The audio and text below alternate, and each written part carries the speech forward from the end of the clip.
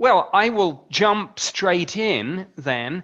And first of all, I should make a little, well, first of all, welcome everyone. And thank you very much for turning up. I see on top of the screen a small but very distinguished group of people whose names I recognize from various open and closed lists on this subject. So I think there are some very interesting players here today. Welcome. I'm actually speaking to you from Tucson in the great state of Arizona. I've lived in the US since 2012, so I'm not actually in the UK. So with that out of the way, first of all, a disclaimer and an excuse. I am not a scientist. I am a former civilian employee of the British government at the Ministry of Defense. So the science parts of a lot of this will go way over my head, I'm afraid. I know what I don't know. But what I am going to aim to do today, and I think I've got about an hour, and then throw it over to questions, but we'll see. What I'm going to aim to do today is maybe give a little overview of the UFO phenomenon, but with particular reference to some of the things going on over in the last 3 years here in the US Navy sightings, ATIP, ORSAP, Senate Intelligence Committee interest, those sorts of things. And what I'm going to try and do, a lot of you will be very familiar with the facts of this, but hopefully in telling the story, I will be able to contextualize it and give, I hope, a sort of insider's view on how government views this subject. And all you scientists may say, no, you're getting it completely wrong. And absolutely, that's your right. And we can get into that in the Q&A. But I will just tell you how I view this coming from a government background. Before I go on, how is the sound and vision doing on that? All good? Yeah, Nick, you sound wonderful. Thank you. Oh, great. Yeah. Fabulous. Well, I will press on. And greetings to everyone, as I say. And I see, I caught the tail end, and greetings particularly to Ronald. I think you're going to be mentioned in this first little anecdote that I tell. Despite not being a scientist, I do have a sort of layperson's interest in advanced theoretical physics, exotic propulsion systems, etc. And I attended back in, gosh, I think it was January 2001, a sort of international field propulsion.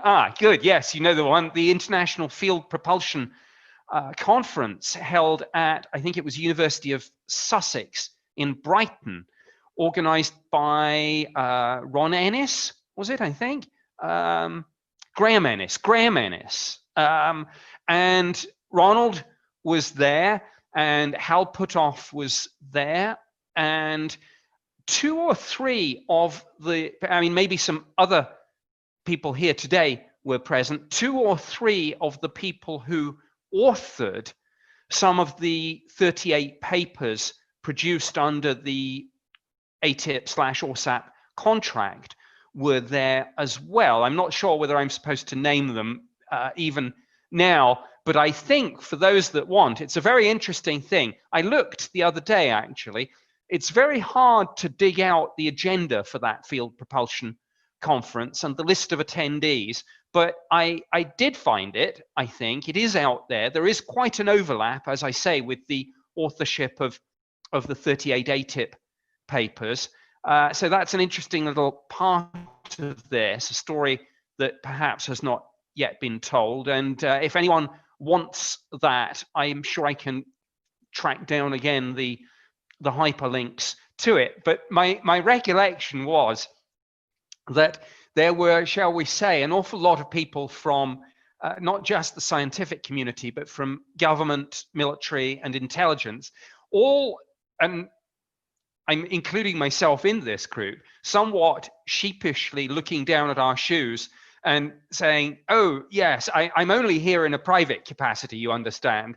And everyone nodding back and saying, oh, yes, me too, me too.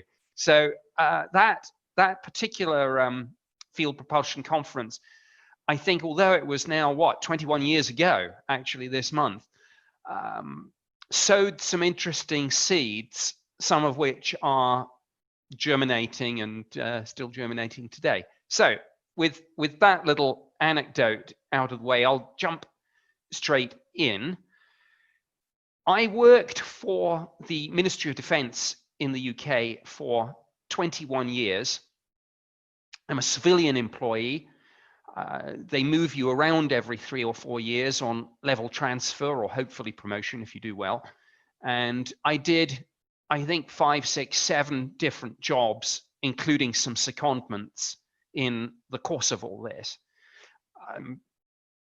I'm best known for a posting that I held between 1991 and 1994 when I was assigned to a Ministry of Defence division called Secretariat Air Staff. And obviously that's meaningless to people outside of the system. So in colloquial, does what it says on the tin terms, when I talk about this and when the media talk about this, they tend to use phrases like UFO desk, UFO program, UFO project. But suffice to say, part of my job was to research and investigate the UFO phenomenon, not because we had any corporate belief in extraterrestrial life, but simply as part and parcel of the need and desire to know about anything going on in the United Kingdom's air defense region. Now, this was a program that, a portfolio, whatever you want to call it, that goes back, frankly, to the Second World War and the reports of the so-called Foo Fighters, post-World War II, the ghost rocket sightings from Scandinavia, the flying saucer sightings, morphing into the modern UFO phenomenon as we describe it today. And a lot of this, the MOD looked at this on an ad hoc basis when it had sightings, particularly from its own people, pilots, radar operators. But formally doing this, kind of sort of trying to constitute it into a formal body of work with a methodology, etc., really goes back to 1953. And we had, I mean, there's not sufficient time to go into the history of this, and the history of this is quite dry, but it's in true British civil service fashion. It's littered with marvelous sounding committee names, such as the Flying Saucer Working Party, where and some of the great pioneers of the early days, like R.V. Jones, had a role in this sort of work. But from 1953 onward, this was formally constituted, and I was fortunate enough to be parachuted into this position in 1991, not because I had any interest or knowledge or belief of this, but simply good old-fashioned British civil service practice.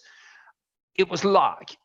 I happened to be due for a move at the precise moment that this vacancy had cropped up.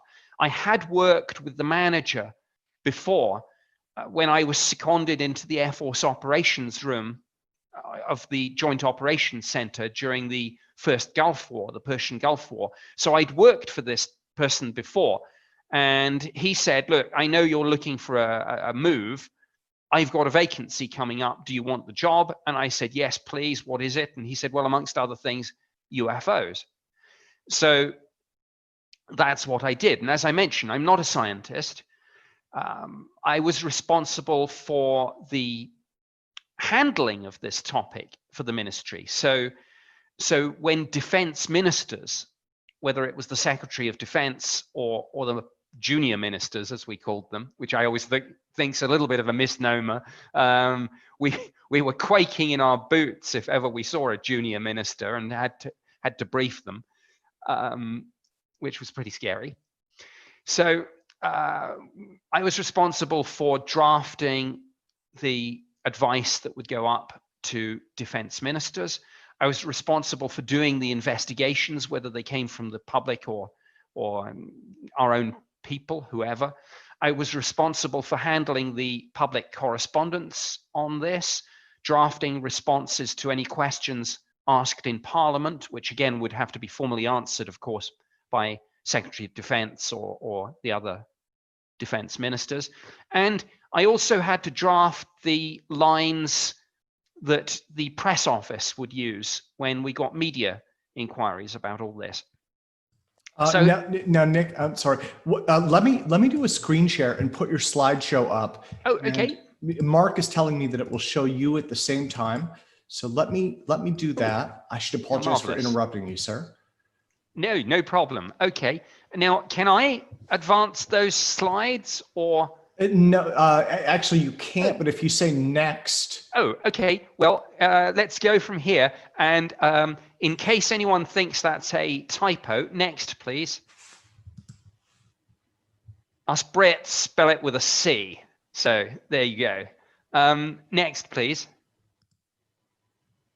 And that's, oh gosh, me with black hair. That's one of the few surviving pictures of me actually in the office where we did this. And interesting little story about this, particularly with that story in the news, what was it, yesterday, about the guy who turned up at the White House with his briefing notes. Just to let you know, this is an official photo. No personal cameras are allowed in Ministry of Defense main building. Headquarters on Whitehall, no personal cameras or photography at all, of course. That was a photograph posed for our house magazine called Focus, and our branch security officer had to be present at all times to check that nothing classified was out on the desk in sight to any of the people coming in to run this article and do this photo, and to check that nothing could be picked up in the background. So there you go. Is this working well for people, by the way, with the presentation and me talking? Okay, all good. So let me just press on for a moment. I'll leave that slide up for a moment until I say next. So my job was to research and investigate all this, but I was ably assisted by the deep specialists who could tell me all the things I didn't know. So when I wanted radar advice, I could go to the Air Force experts on that. When I wanted scientific and technical advice, there were various people in the defense intelligence staff who could advise on that. And when I wanted imagery analysis on photos and videos, again, we had specialists both in the defense intelligence staff and in the wider intelligence community whose resources and capabilities we could call on for that.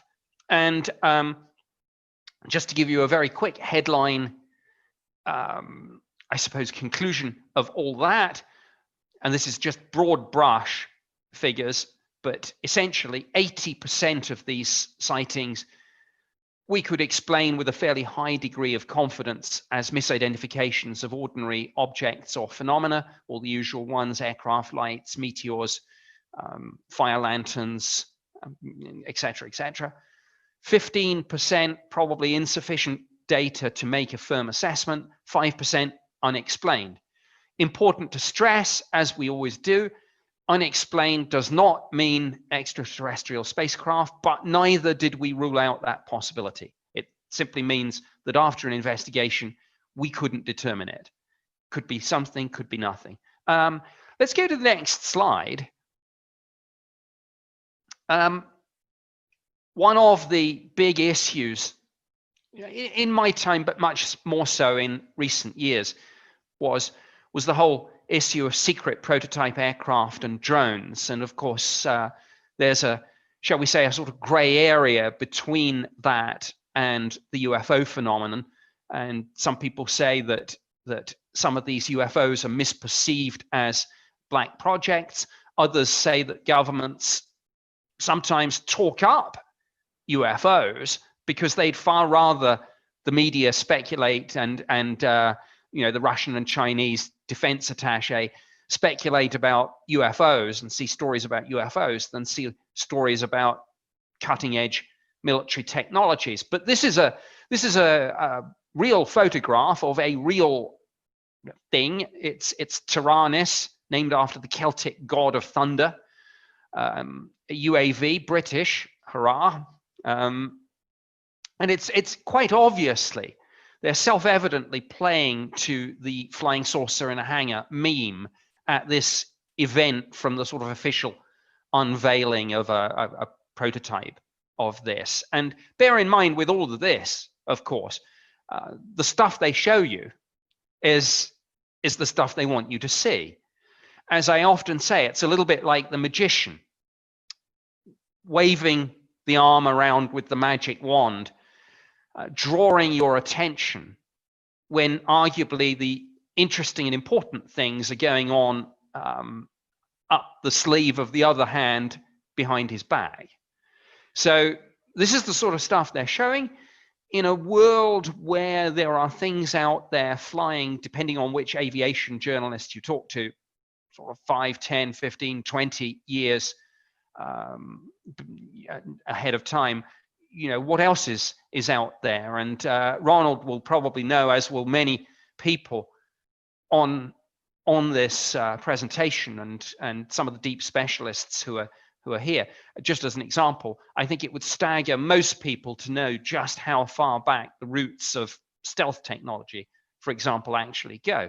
But next slide, please. FCAV. This is, I put, sometimes when I go to UFO conferences, I put these sorts of things up. I put up the last slide, and I used to ask it as a quiz question. I said, what sci-fi movie does that come from? People were shouting out their guesses, and I said, no, actually, it's real, and it's British. But this one, Future Combat Air Vehicle, was to have been an Anglo-French program. This and the previous photograph were taken off the Ministry of Defense website and the public-facing bit. I'm not a whistleblower of any kind. This is a completely unclassified presentation, and any material that I show is taken from public-facing websites and is completely unclassified. But this is a sort of example of what they're putting out there for people to see. This was to have been, as I say, an Anglo-French program. I think it has been scrapped and superseded by other things now, but and this is an artist's impression, of course, but it's just to give you an idea of the sort of things that people are thinking about right now. And so that's why I say there's a blurry line, a thin line, a gray area between the UFO mystery and the sort of black programs area. Next slide, please. Well, let's get into, let's fast forward. We can go back to my Ministry of Defense time and the UFO work in Q&A if you'd like, but I think it's very important to bring this up to date and to contextualize, really, I suppose, the events of the last 3 years. Nobody on this list, and few people, I would say, in the wider public, are unaware of this story, these 3 videos. And this is just a still. I don't have the video set up, but you've all seen them, I'm sure, and if not, they're out there freely available on the internet. The 3 videos that we have of US Navy jets, F-18 Super Hornets, encountering something. And the New York Times put this on the front page on December 16th, 2017. So this and the associated story of the ATIP program, which we're going to get into a little, really, I think, has changed people's perceptions of the UFO phenomenon. And of course, we are just almost literally only days past the 3rd anniversary of that New York Times story, which was quickly followed by the Washington Post, Politico, CBS, NBC, ABC, Fox, CNN, everyone, basically. And this is not a political issue in that sense, though we will get into a little bit of some of the players a little later. But next slide, please. Associated, I hope you like my pun there, associated with the release of these Navy videos, and some of the pilots and weapons systems people and radar operators have gone on the record. David Fravor, for example, his famous quote where he says, "I don't know what it was, but I want to fly one." And one can hear the audio. There's audio on I think 2 of the 3 video clips. And when these highly trained, highly experienced alpha male and female pilots get overexcited about this, I mean, it's telling, I suppose, in and of itself. But associated with this was the revelation that despite years of denial, the Pentagon had a program. You see, over 3 years ago, if you'd been a journalist and you'd picked up the phone and spoken to someone at Department of Defense Public Affairs and asked about UFOs, you would have received the answer, nobody's interested and we don't have any programs looking into this. And then the New York Times broke this story that there was this program called ATIP, Advanced Aerospace Threat Identification Program. No mention of UFOs in the title. And as we'll see, there is a lot of debate about what they actually did. And even the Department of Defense itself has openly and verifiably flip-flopped on exactly what the role of ATIP was. Luis Elizondo, the career intelligence officer most normally associated with this program, has gone on the record and spoken about this. He was started off in the US Army, transferred over to the Defense Intelligence Agency, and then, like a lot of people, I don't know if any of you followed and remembered the government inquiry into the death of the British weapons scientist. Gosh, the name slips my memory for a moment. Anyway, the weapons scientist. When they did the government inquiry into that, one of the most difficult questions was the fundamental one. Well, who did he work for? And anything in the shadowy world of intelligence, it's not quite as simple a question as it might sound, because it's constant sort of secondments and special projects, deployments, etc. But anyway, next slide, please. A lot of the work of ATIP was put out into the private sector, and Bigelow Aerospace got most of this work. This is one of their logos. So again, a lot of conspiracy theories about precisely why this work was put out into the private sector. Some people saying, of course, it maybe makes congressional oversight a little bit more difficult. Maybe it makes Freedom of Information Act requests a little bit more difficult, because in addition to the exemptions covering various defense and intelligence matters, you can also deploy in parallel or in addition the exemption that applies to commercially proprietary material and the activities of the private sector. But the contractual solicitation document is one of the few pieces of paperwork about ATIP that is actually out there.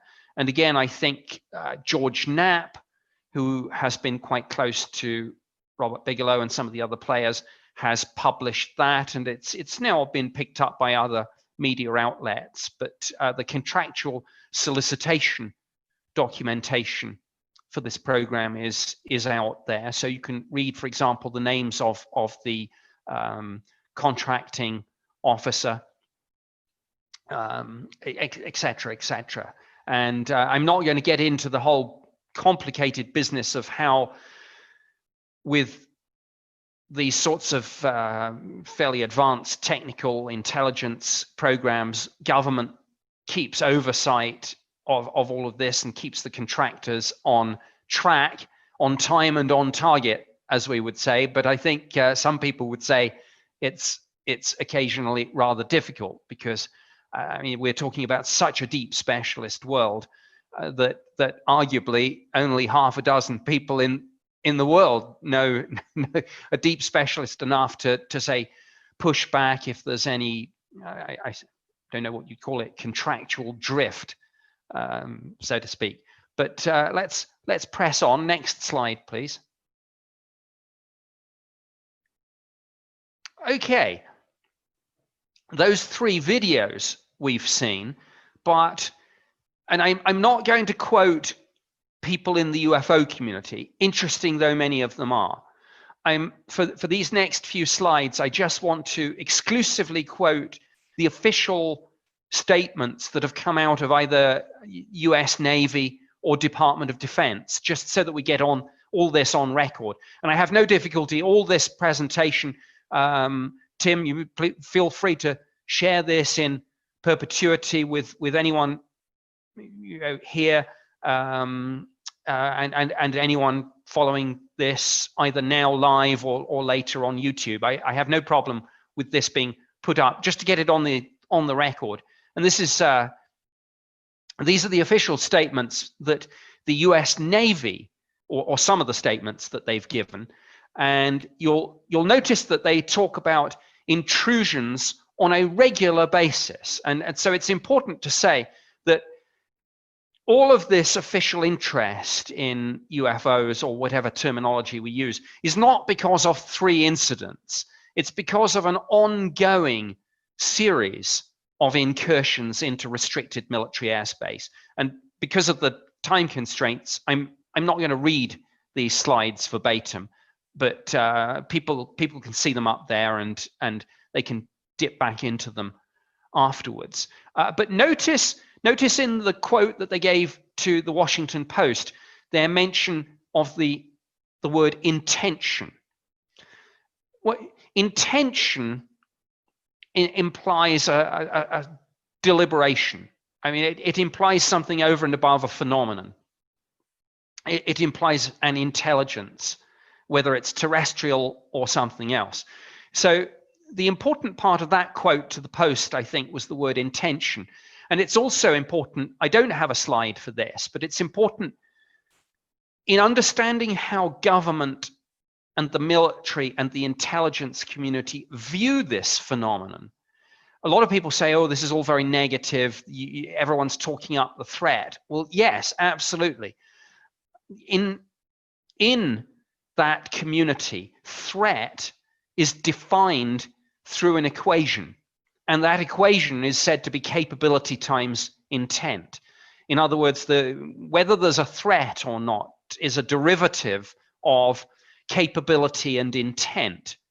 The data that we have on UFOs seems to imply an impressive capability.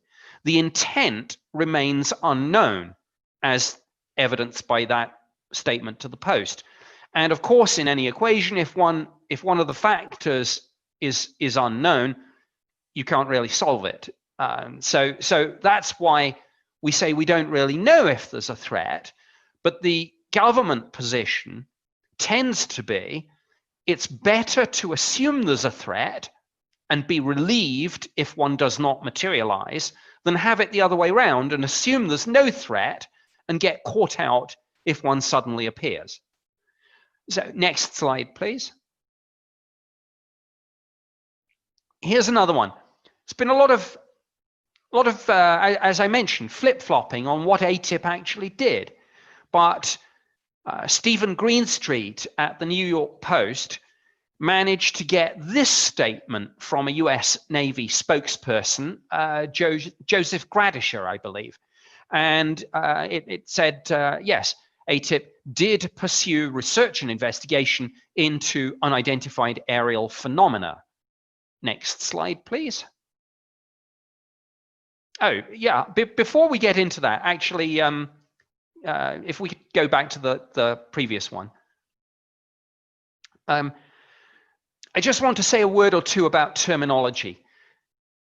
We in the Ministry of Defense did not invent the term UAP, unidentified aerial phenomena. It had been around for years and years. But in the early 90s, we began to adopt it, not for the media and the public, but in our internal policy discussions. And the British government has now disclosed, declassified and released about 60,000 pages of UFO documents, most of them not particularly interesting at all, some of them extremely interesting, and some of them previously at a fairly high classification. The most interesting documents are the policy discussions where you will see the term UAP used. And the reason we were using it was to try to reframe the debate about the phenomenon internally, not with the media and the public, as I say, but whether it was to get funding for studies into this or whether it was to get engagement, meaningful engagement from senior stakeholders, whether it's defense ministers, service chiefs, senior government scientists, whoever it might be. You won't get their engagement if you say to them, I'd like to talk to the boss about flying saucers or even UFOs.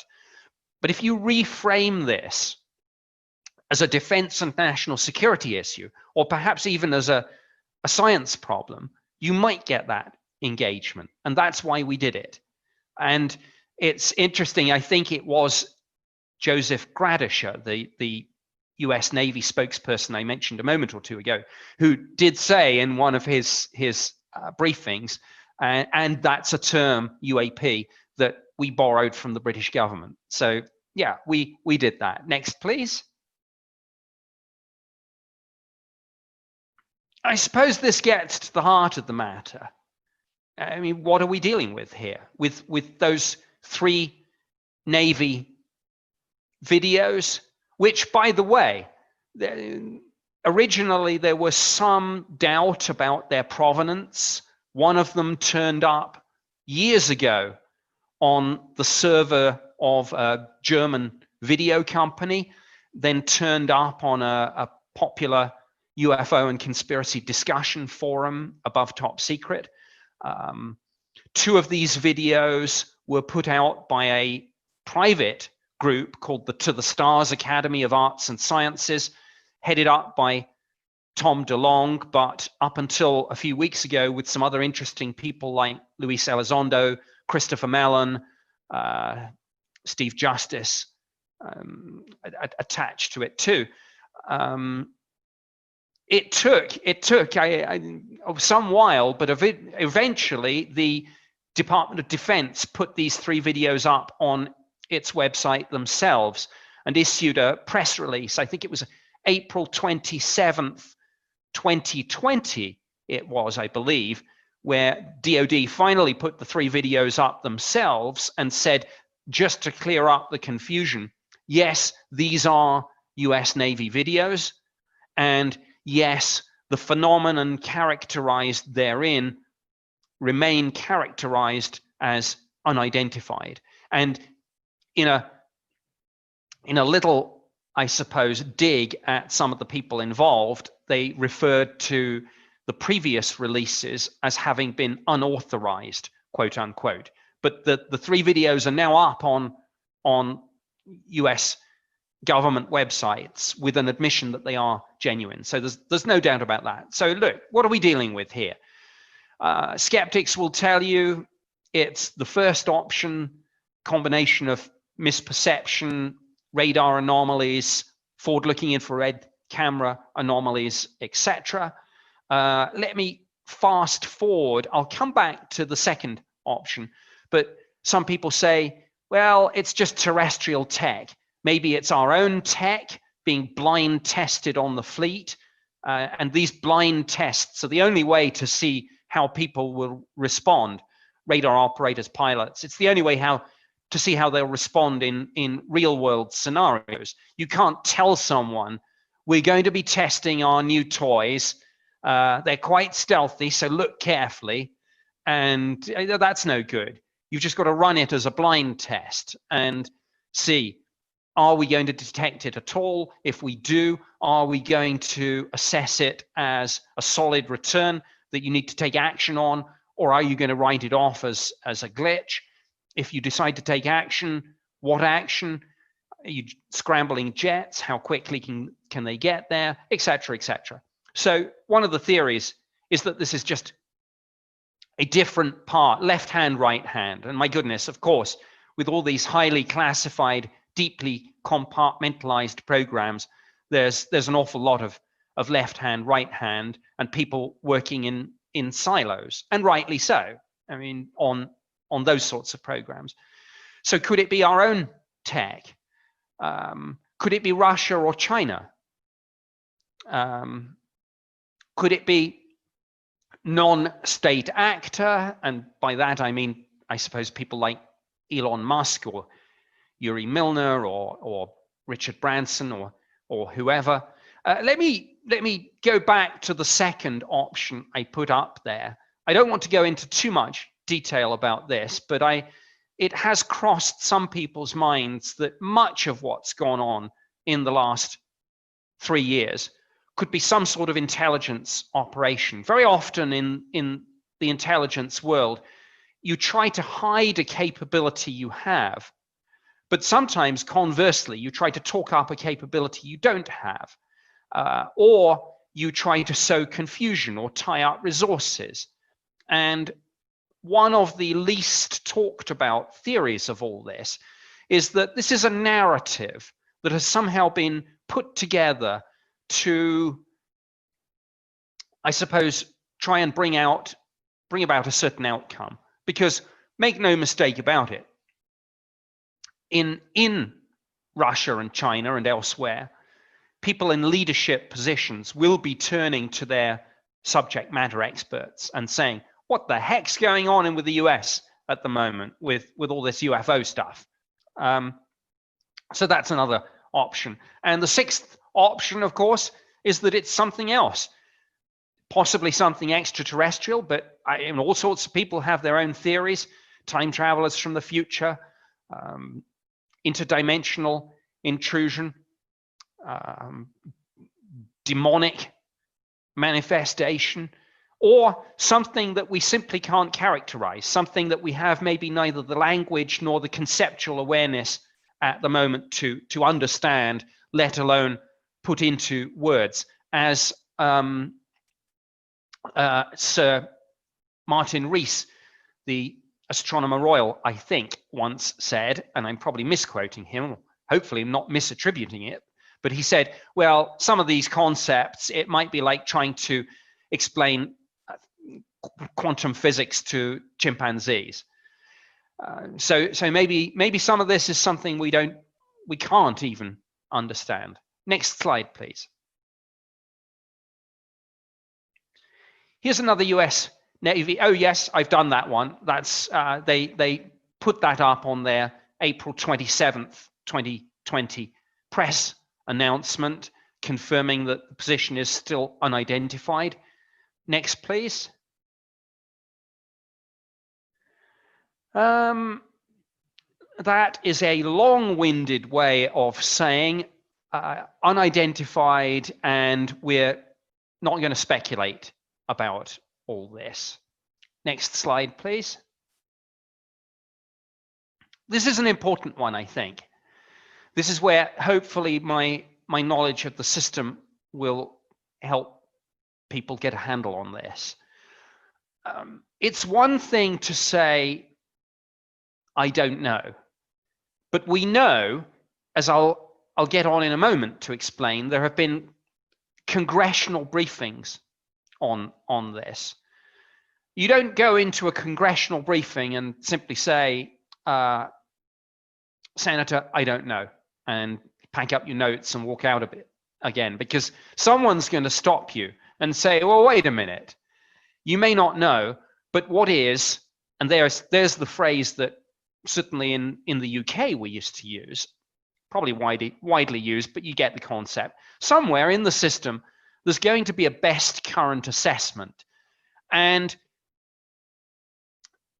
probably what they will do is they will run through the 6 or so theories about all this that I put up in the previous slide, and they will assign to them a probability. And years ago, the CIA, you can find it on the CIA library website somewhere. A very famous paper called something like estimative probability. And this arose out of CIA people giving classified briefings where they used loose language like likely or probable or possible. Oh, it's possible that the Viet Cong have this. It's probable that this is an airstrip in the jungle. And of course, the people getting the briefing, a lot of them came out of the brief with different interpretations of what had been said. Oh, but he said it was possible this was an airstrip. Or, well, he said it was probable that this was something or the other. And we will not go political with this, but I'm sure I don't have to remind you in more recent years about the debate on whether Saddam Hussein had weapons of mass destruction, where the position of the British government was that the intelligence was, quote, sporadic and patchy, unquote, but the politicians taking that raw intelligence either misunderstood it and or misrepresented it into a certainty. But that's a different presentation and not one that I will ever give. So somewhere in the system, there is a best current assessment of those 3 videos and the phenomenon more generally. And interestingly, there's a new media outlet called The Debrief, which has, shall I put it, some close ties with some of the people involved with this. And very interesting article ran just before Christmas. Well, I think it was December 2nd or 3rd, something like that. And clearly some people involved with this let it be known that they had not ruled out the extraterrestrial hypothesis. So make of that what you will.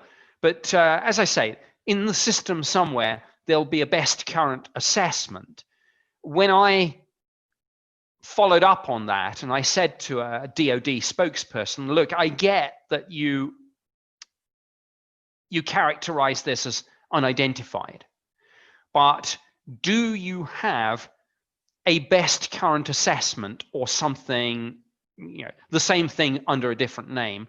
And if so, can you release it? Not only did they not release it, but they would neither confirm nor deny that they had a best current assessment. But believe me when I tell you, they do. Because that's just the way it works. Because somewhere the president, the senators will say, well, I tell you what, I'm going to put you on the spot. Next slide, please.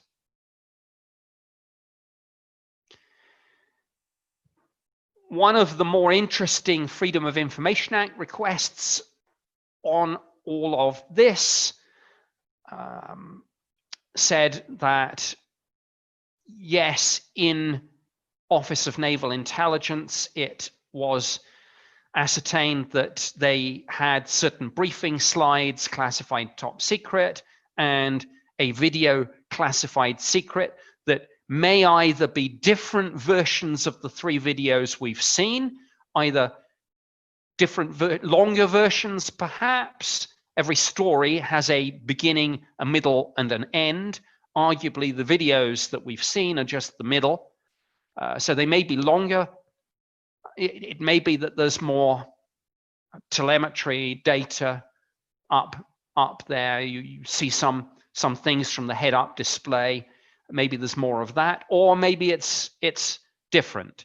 And interesting to note that the original classification authority is Naval Air Systems Command. Next slide, please. Oh, yes, this is interesting, I think. Shortly after the New York Times broke this story, obviously a whole bunch of people in Congress said, hey, what's going on? You always told us no one was doing UFOs, no one was investigating, and now we read this. What's happening? So you will find, again, one of the very few pieces of paperwork that we have on ATIP. I mentioned the Congressional, the contractual solicitation document. We have that. We have a 2009 letter from former Senate Majority Leader Harry Reid, who was instrumental in setting up ATIP, to the Deputy Defense Secretary, arguing that ATIP should be given special access program status. And one of the other things we have is this January 9th, 2018 letter. And again, I have copies of this if anyone wants to email me offline afterwards. And I can give you the hyperlinks on government websites, etc., etc. They wrote to Congress, to specifically Armed Services Committee, Intelligence Committee, Appropriations Committee, and this quote was in there. The purpose of ATIP was to investigate foreign advanced aerospace weapon threats from the present out to the next 40 years. In other words, they were definitely trying to spin this as being an aerospace program. Next generation threats. Next slide, please. But that was the cover letter. Attached to the cover letter was a list of 38 studies. And as I mentioned, some of the authors of those studies were at the Field Propulsion Conference that Ronald and myself and others, maybe others in this room, certainly I'm sure others listening to this presentation attended. Some of those 38 studies were written by some of those same attendees. And guess how many of those 38 studies done under the ATIP contract had anything to do with Russian aircraft, Chinese factory capacity, North Korean or Iranian political intentions? Zero.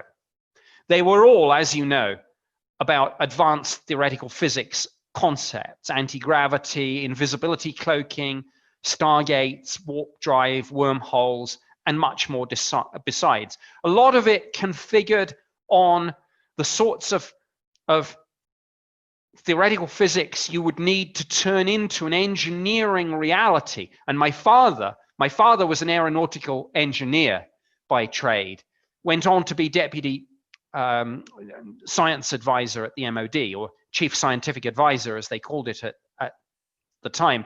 And my father would have loved this, but he would have said, that's all very well, but someone needs to build this. And by someone, he meant the aeronautical engineers.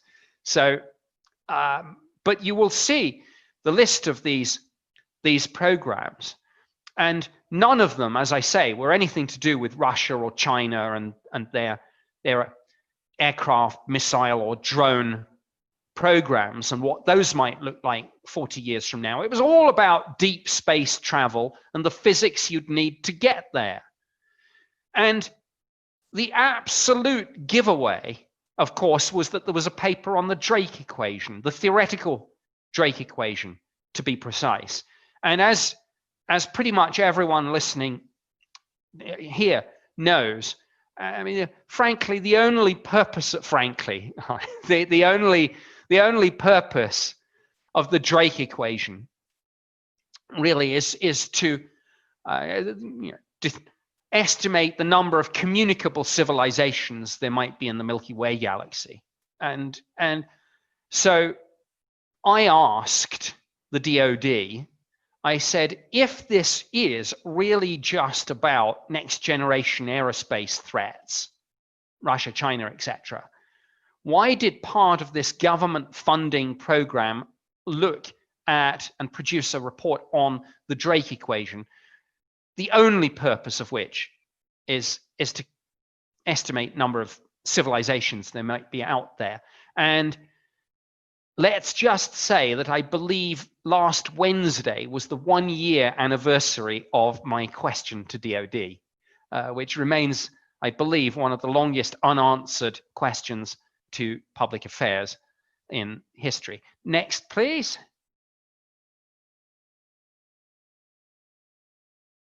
I mentioned that there'd been some congressional briefings, Armed Services Committee, Senate Intelligence Committee. This is a phrase from somebody who took the brief. Yes, we've been briefed, but it's classified. I'm not getting into it. Next, please. Again, a very similar program, a very similar comment from Vice Chair of Senate Intelligence Committee. Yeah, I'm not getting into it. It's classified. Next, please. The president has been briefed too. He confirmed that he attended a short meeting on all this. In the first of his quotes that I put up there, he did say that, yeah, some of them really see things that are a little bit different than in the past. We're watching and you'll be the first to know. Probably not.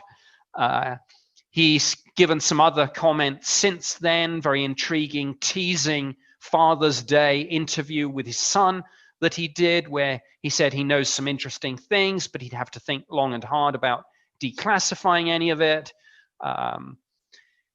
He commented on the Navy videos again, or one of them. He said that's a heck of a video, and who knows, maybe it's real.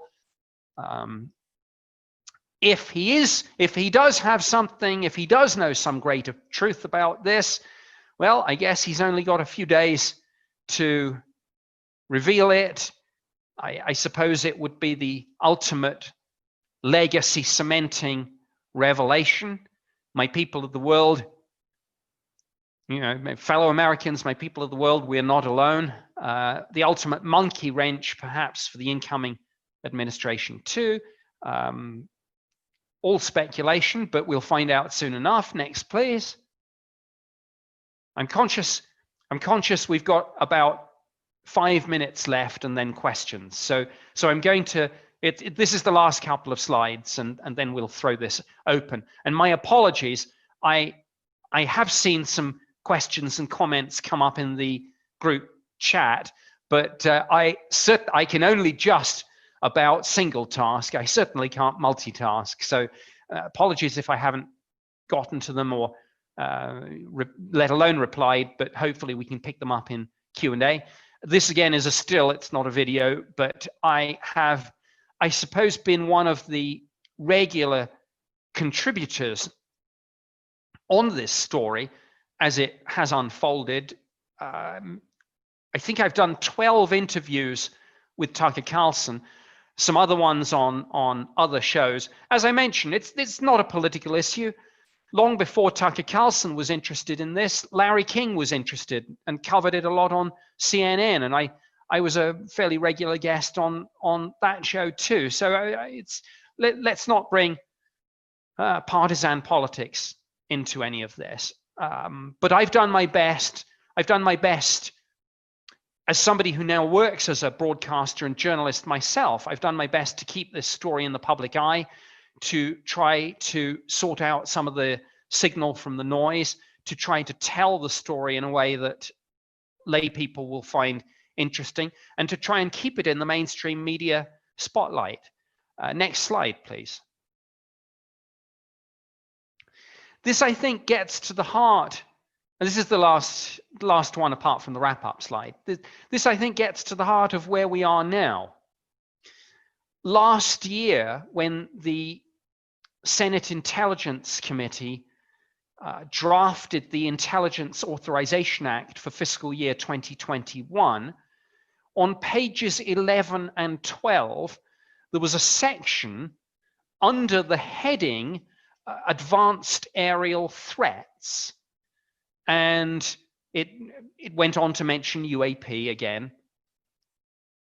And it essentially said, within 180 days of enactment, we, the Senate Intelligence Committee, but also speaking for the Armed Services Committee, but someone has to take the lead, we want a report on this phenomenon from Director of National Intelligence, consulting Secretary of Defense and other agency heads and subject matter experts as required. This report must be unclassified, but can have a classified annex. And as I say, it's due within 180 days of enactment. Well, things got quite interesting. The Intelligence Authorization Act wasn't going to get through. Then the material on UAP got moved into the National Defense Authorization Act. That wasn't going to get through. And you'll recall the controversy about military bases being named after Confederate figures, for example, but that wasn't going to get through. And eventually, what happened was the Intelligence Authorization Act did get through by virtue of being tagged onto the COVID-19 relief bill, which was enacted on December 27th. So, and the version that was published did not contain the UAP material, but it was formally linked to it by virtue of a congressional note. So a lot of people have said, well, is it legally binding? Is it going to happen? This is a defense, this is a Director of National Intelligence lead. 2 weeks ago, I reached out to Office of DNI, Public Affairs, and I put this to them. And I said, are you aware of it? And are you going to do it? And the answer was yes. So this will be happening.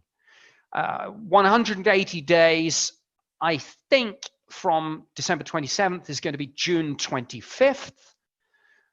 Some people have speculated they might ask for an extension. I wonder whether they might actually come in early with something fairly bland, all the good stuff in the classified annex, of course, but we'll get to that when we get to it.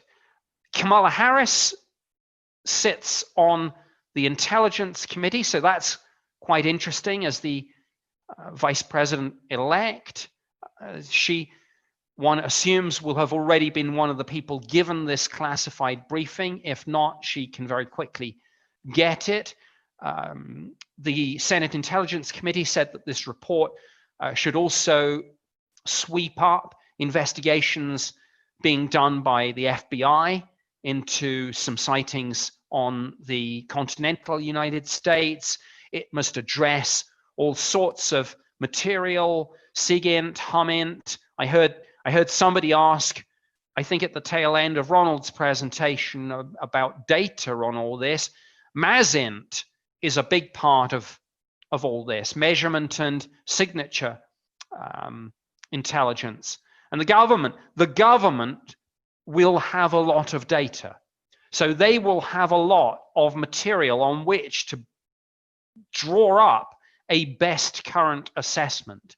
So I hope this short presentation has been interesting to you all in terms of where we are and perhaps a little bit of how we got here, and how those of us who look at this from within government from a non-scientific but from a sort of policy side of view, how we view this. So my thanks to Tim for organizing this event and to all of you for listening. And I would be more than pleased to take any questions. Thank you very much. Okay, wonderful, wonderful. Nick, thank you so much. I know we have a ton of questions. And again, when I have screen share going, I can't look into chat to view any of them. I should apologize. I'm getting a little bit used to using PowerPoint with Zoom. So that's my shortcoming. But let me see who, well, Gary Stevenson had his hand open. Gary, would you like to go? Fantastic briefing. Thanks much, Nick. I have three questions I put in the chat. First is your reaction, if any, to Frank Milburn's report that was recently released. I think looks to me like he's even in attendance today, so he might also be intrigued by your reaction to that. Second would be your reactions to Hal Puthoff's ATIP Reveal talk, which came out in June of 2018. Third, reaction, if any, to the Estes Park Advanced Propulsion Conference. I'd be interested in your thoughts on those three. Well, with apologies, I think I missed the first, but if Frank's here, we'll hand the floor to. That was the first one, right? Yeah. What's your reaction? Have you read the Milburn report, and what's your reaction? No, I have not read it. I know I should have done, I'm sure. I tend to think that there are so many deep specialists with the science in all this that a lot will go over my head. But we can come back to that. I did. Now, Hal Puthoff's talk and presentation, was that an SCU event? It may have been. I don't know. Was it at Huntingdon or?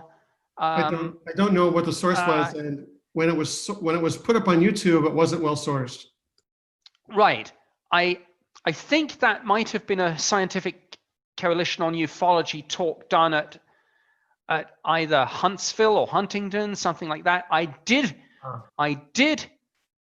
listen and read to that, and the third one I did not. This was the advanced propulsion one, right? I think Tim Ventura has a link that we could get to that one. But that's more technical. I think the nice thing about the Milburn report, which I believe Frank has like a 2-hour walkthrough on YouTube. I don't have a link to that, but that also was a very fantastic watch because it really brought it to life, in terms of what's new in that report. Well, why don't I do this then? Frank is here, so why don't I do ask to unmute? And if he's been here since actually the very beginning, so if he's in front of his computer listening still. Yeah, hi guys. Is sound okay for everybody? Wonderful. Thank you, Frank. Great, sure. What are the questions? What would you like me to answer? Well, really, because I don't believe that I have read your report, if you could just give a brief overview of it and just as much for me as anything else. Now, and I apologize. It may be that I have read it. I have read an awful lot and seen a lot of presentations on this, and sometimes I just, with apologies, I just forget or I conflate somebody's presentation with somebody else's. No, not a problem at all. I mean, my background, the way I came at it, I'm a former UK military intelligence officer. So I worked across the board with SF, with Royal Navy, Royal Air Force, Army.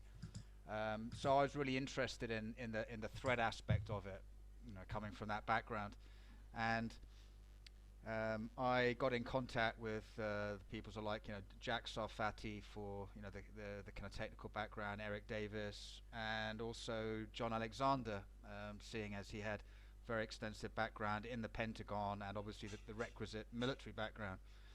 So my paper really was trying, the purpose behind the paper, the kind of mission statement, I guess, was to bring where we are kind of with UAP at the moment and the more recent revelations of the last 3 years it was to bring that into the academic world, and especially into the kind of like the war studies, strategic studies world, where, you know, I've been published before, because I felt, well, you know, these guys aren't looking at it, and they should be. If you're talking about, you know, a post-quantum leap in technologies. You know, when I was a young officer at Sandhurst, you know, they were talking in the early 90s, they were talking about, you know, the revolution in military affairs. So if we're now looking at, you know, what Jacques Sarfati calls T cubed, you know, tic-tac tech, and these DIA papers that are looking sort of, you know, 40 years into the future, effectively that's a post-quantum leap in military affairs, and that's what I wanted to look at. But also as well in the paper, I wanted to look at you know, some of the declassified reports like Condign, and I've got a question for you, Nick, on that as well. And I wanted to look at some of the literature, looking at, you know, like potential like UFO, UFE weaponry, UFO weaponry and technology, going back, you know, to the 1960s. People who were, you know, credible, you know, NASA aeronautical engineers, people with those kind of backgrounds. And to look at the literature behind it, and to touch on that, and to bring that into the academic world, because I felt this was an area that nobody really had looked at. So that's basically in a nutshell. Well, firstly, my profuse apologies. Clearly, I absolutely should have read your paper, and I don't know how. I mean, maybe the good news is maybe I'll read it and say, "Oh yes, that one." Now, and hopefully, what I said. Now, I don't know whether my terminology is either out of date, or whether now I live in the US, there's different terminology. But hopefully, you recognized what I was talking about: capability times intent, defining threat. Is that something that you used in your war studies? Well, very much so. Yeah. I mean, when Lou Elizondo was kind of repeatedly talking about, you know, capability plus threat. I mean, that's all what you'd sort of call, you know, my stock in trade from my own background. You know, you're looking at capabilities, intentions, you know, combat effectiveness, organization, intentions, locations, all the rest of it.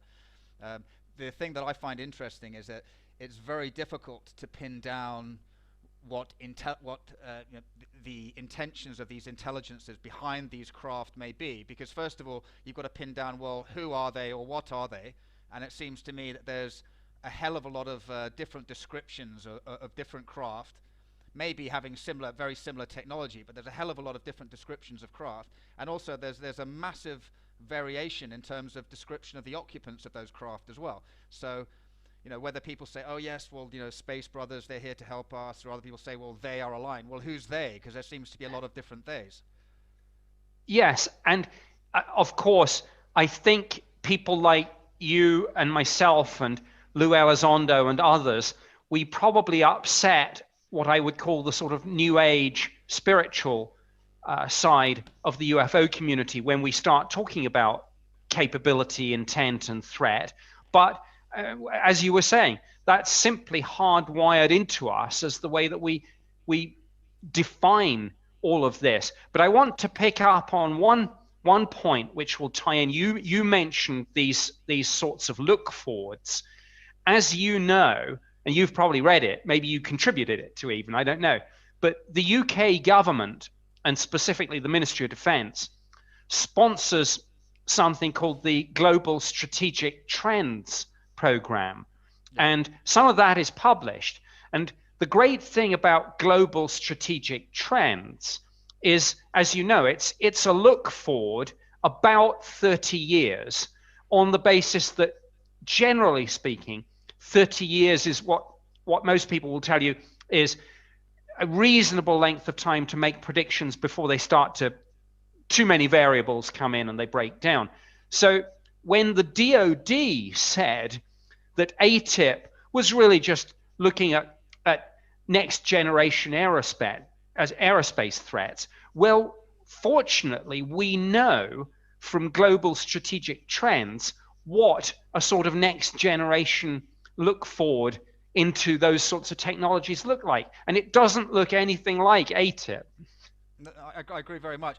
In the paper, I actually quote a lot of previously unpublished correspondence by permission between So Jack Sarfati, Eric Davis, the whole load of other physicists and people with intelligence backgrounds and other backgrounds on this kind of email trail.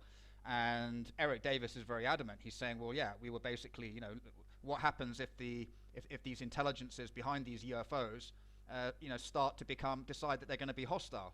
And he said, you know, some of the cases, like in Brazil, Colares shutting down, you know, the nuclear bases in the northern tier, causing problems for, you know, the strategic assets.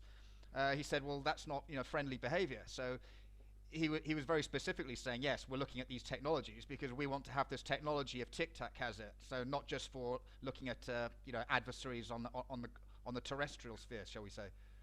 Sure. And you mentioned Project Condign. I should just, before I take your question on Condign, which I hope I can answer, I should just, for those that don't know, in the 90s, the Ministry of Defense commissioned a study into UAP, which was supposed to be something not just, previously when we looked at this, it's just investigating on a case-by-case basis. The feeling was that we had never done a proper intelligence assessment of the phenomenon. We'd never really done any proper trend analysis. The feeling was that we needed something. It went through a number of different incarnations and plans, and by the time it got off the ground, I'd moved on. But for those not familiar, Project Condign is the colloquial name for a study and a report known as Unidentified Aerial Phenomena in the United Kingdom Air Defense Region. And I think it ended up going, frankly, it did some good work, but I think it like a lot of these highly classified, deeply compartmentalized programs where one person plays a disproportionate role, it went up going down a little bit of a rabbit hole about an atmospheric plasma phenomenon.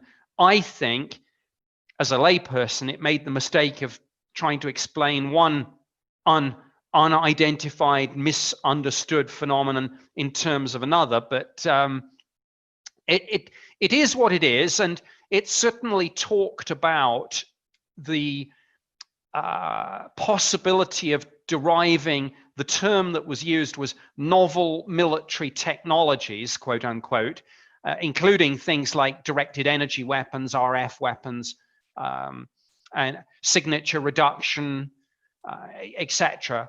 And there is an interesting crossover, I think, between Project Condign's final report, some of the things that came out in the propulsion conference I mentioned from 2001, and one or two of the things that have come up in the ATIP program. But those dots, I think, have yet to be fully joined. But if you have a question on Project Condign, I will do my best to answer. You know, actually, Nick, let me jump in. Jeremy Reese has been patiently waiting, and he is doing the YouTube live stream. So, Jeremy, did you have a question, or was it from some of the YouTube folks? Let me unmute myself. I had a question for Nick first. It was regarding your comments on ATIP and the fact that there was this other private organization called Bigelow Aerospace that was heavily involved. And you had quickly mentioned about you know, the intelligence advantages of using a private corporation as opposed to keeping these programs within the government where they're accessible by FOIA, and that, you know, we brought up a lot of good points about those 38 papers that you'd mentioned that Stephen Aftergood had gotten through that FOIA that he filed, which show that, you know, these studies went beyond just, you know, aerospace. And they went into a whole variety of different programs. And in fact, I have a lot more than 38 papers from some of those, you know, from some of those authors and some of the scientists on that list.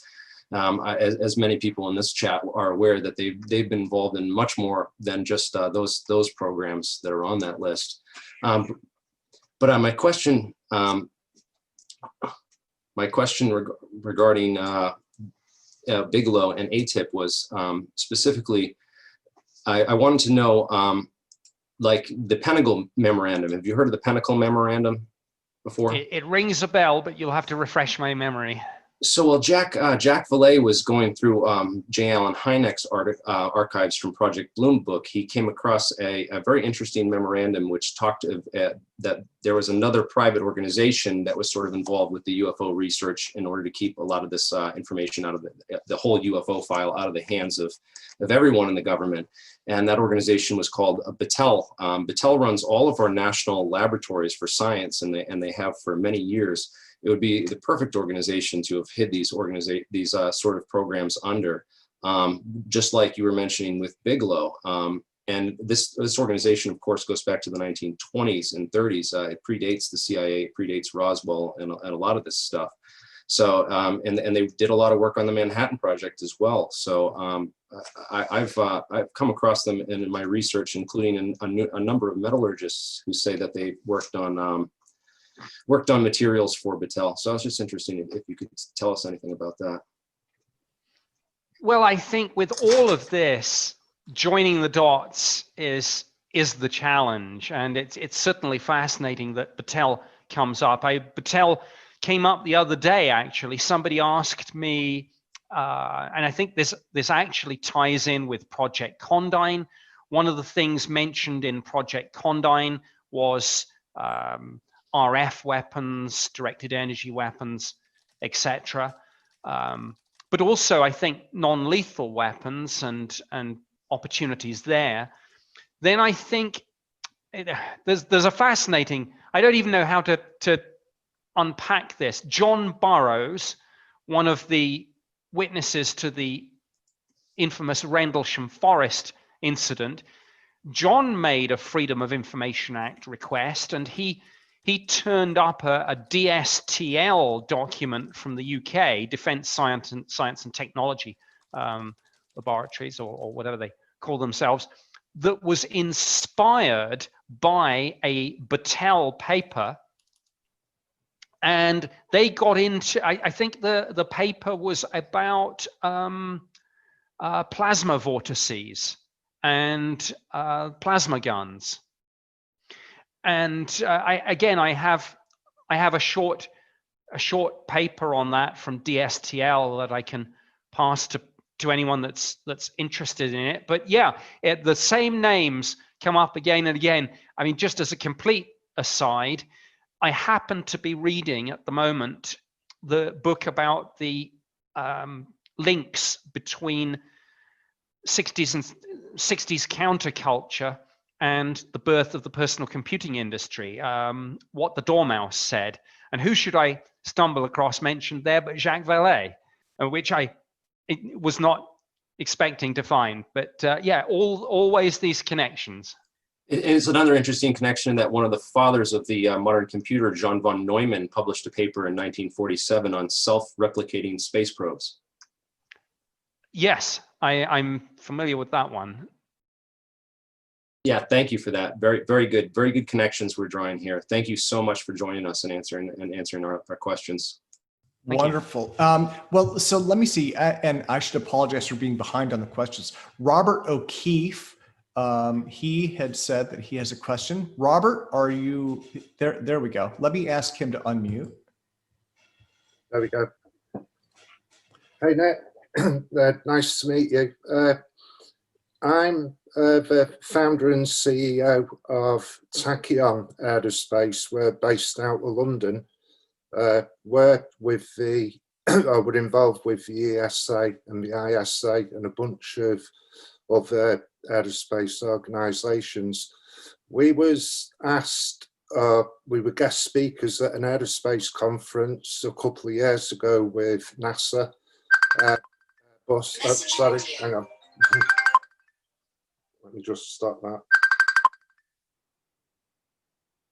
Sorry about that. Incoming call. Yeah, we were asked to be guest speakers at an aerospace conference with NASA, Airbus, and a bunch of other well-known companies. And during dinner, we were sat talking with the people from NASA, and we talked, like, in the industry, when you say technology that we've got flying now, is 20 years ahead. It is generally, like in the industry known, but we're probably 30, 40 years ahead to what the public are made aware of. As of to the US slide talking about the Navy, do you not think that that's not a Magic Wand project where they're trying to create some disinformation to go out to the public, so the public are watching like the wrong hand while they're investigating like the real phenomena that's going on? It could well be. And I think I mentioned that as the second of the theories, that this whole thing, or part of it, a large part of it, could indeed be an intelligence operation to distract people from something else, to perhaps imply the existence of a capability that doesn't exist. I think that, and I don't know if he's here, is it David Hambling wrote an interesting article, was it in Forbes recently, where he talked about laser plasmas and such like. You know, that's, I guess, something else to go into the pot. Then there's the whole idea of spoofing. And if we could spoof an air defense system, an entire air defense network, to think something's coming from one direction and then come in from the other, obviously the military examples are immense. And this, of course, goes back to, what was it called, Palladium and other programs like that. But if that was then, as you say, where are we now? And you're quite right. And I think it depends who you ask. Some people will tell you, will say, yeah, 40, 50 years. Some people say 15, 20. I think everyone's got their own opinion, and there's probably no one single answer. It probably depends on the very specific field. But thank you for that. I think one of the important things, though, is one of the comments which was made by NASA was that in the industry today, if you are and this is interesting because of what we've got flying now, and like the unknown, like the UFO side as well, but what we've got flying now, NASA absolutely categorically state that if you are 10 years ahead, you're considered crazy. So this is relevant for all of us that work on like alternative technology and new physics and science. So the big players in the industry consider you crazy if you're 10 years ahead of currently what the public are aware of. If you're a year ahead, then you're still considered to be bleeding edge. But if you're only 3-4 months ahead of the technology, which, taking into account that they're 30, 40 years ahead, and we play the game that if you're 3 months ahead, then they tend to be happy to look at what you're doing, knowing that you're not a threat to them as an industry. And they stated that it would be, and this was asked by one of our team members. I was a guest speaker at the conference, but one of our company members asked a question of the NASA representative about this, and they stated if you're 3 months ahead, then you're considered to be feasible. And he he talked himself into a bit of a situation. Right. So, no, thank you for that. And by the way, just backpedaling to something I mentioned earlier, I think I got a little tongue-tied on a couple of things. The government weapons scientist that I was talking about was Dr. David Kelly. And I also mentioned the interface between Bigelow Aerospace and the DIA on the ATIP program. And I mean, the point that I was wanting to make, but I just, I think, stumbled my words. What I was looking for in terms of the interface between private sector and government is the contracting officer and the contracting officer's representative. And those are the two key figures in keeping all this on time and on target, and not allowing the contractor to go down any sort of personal hobby horses and rabbit holes and things. And I think it was James Latatsky, mangling my pronunciations again, I apologize, who was one of the key players there with ATIP. Again, it's in the paperwork, I believe, the contractual solicitation documentation. But thank you for that, Robert. And thank you as well, Nick. So Eric Hermanson had asked, from an engineering perspective, he said he was wondering if you believe, if there's any certainty or certainly not, I think he's asking, if the US or UK is in possession of any kind of off-world engineered vehicle. Do you think that that's the case or not? And if so, I guess he was wondering about, is that something that could be used to engineer new technologies? The short answer is I don't know. My best answer, so far as my time in the Ministry of Defense is concerned, is that we did not have any such materials, artifacts, or anything in the UK. I can't speak to the position of the US government with any inside knowledge at all. I can only, I suppose, pick up on the speculation that has arisen as a result of people talking about these so-called metamaterials. Now, whether, I mean, to me, this is where, well, I don't know if there are any chemists here today, but my one little piece of layperson science knowledge here is to say that in one sense, with X-ray diffraction and isotopic ratio analysis, those sorts of tests on any anomalous materials are so obvious and so almost high school or first year college kind of chemistry that it's inconceivable to me that they wouldn't have been run on pretty much day one of any serious look at any materials. So while my answer is that I don't know what the US government has on this, my comment is that if they do have something, a couple of tests will very quickly tell them in a completely binary yes-no way whether there's anything interesting or and unusual about this or not. And with that in mind, it does strike me as interesting that the US Army, and I think it was Materials Command, whatever they call themselves, entered into a CRADA, one of these collaborative research and development agreements with the To the Stars Academy on this.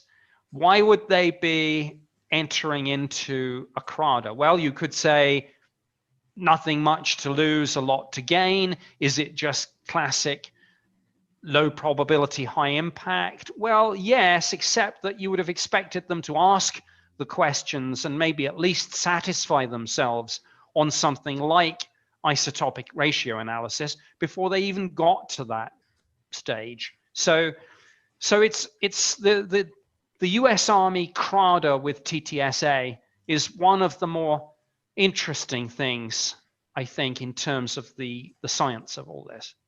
Wonderful. Thank you, Nick. And let me actually, Frank has had his hand up. So let me go back to Frank then. Sir? Thanks very much. Nick, I wanted to get your take, please, on something out of Condign. I actually mentioned it in my report. In Condign, they reference the former Soviet Union, and they've got this Russian source, Sokolov, and he's saying, I quote, "We had 40 cases where pilots encountered UFOs, blah, blah, blah. Initially, they were commanded to chase, then shoot. When our pilots would engage, the UFO would speed up. Then it said that happened 3 times, twice the pilots died. After that, we told the pilots to observe and change course and get out. The pilots viewed UFOs as a definite threat." And then it goes on to say the military, that's the Soviet military, were interested in UFOs because if they could understand the technology behind them, then they could win the competition against prospective enemies.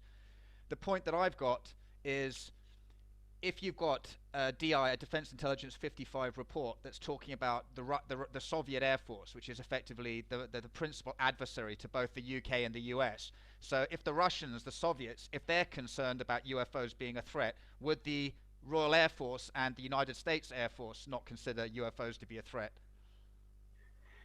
They should, but as you probably know better than anyone, Project Condign was kept on such close hold that I'm not sure this ever got briefed to the RAF more generally.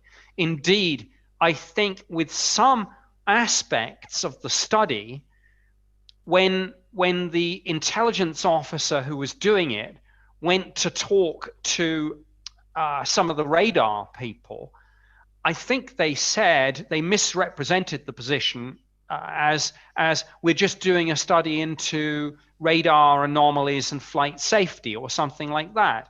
So the number of people, I mean, the short answer to the question is no, they weren't briefed, but they should have been. But of course, it's the same.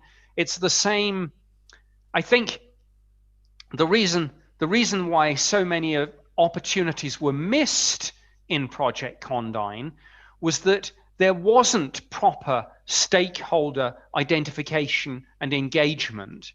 I mean, I've done a couple of studies where I was team leader and deputy team leader, nothing to do with UFOs, but I know the methodology of an MOD study. One of the first things you do is you identify all your stakeholders and all the subject matter experts, and you make sure you go and talk to them. None of this happened in Project Condign. So, I know why, of course. I mean, it's not the first time it happens. It happens all the time. It's just, I would say, it's one of the more generic failures of specific intelligence community studies more generally. But it's incredibly frustrating. Thank you very much for that.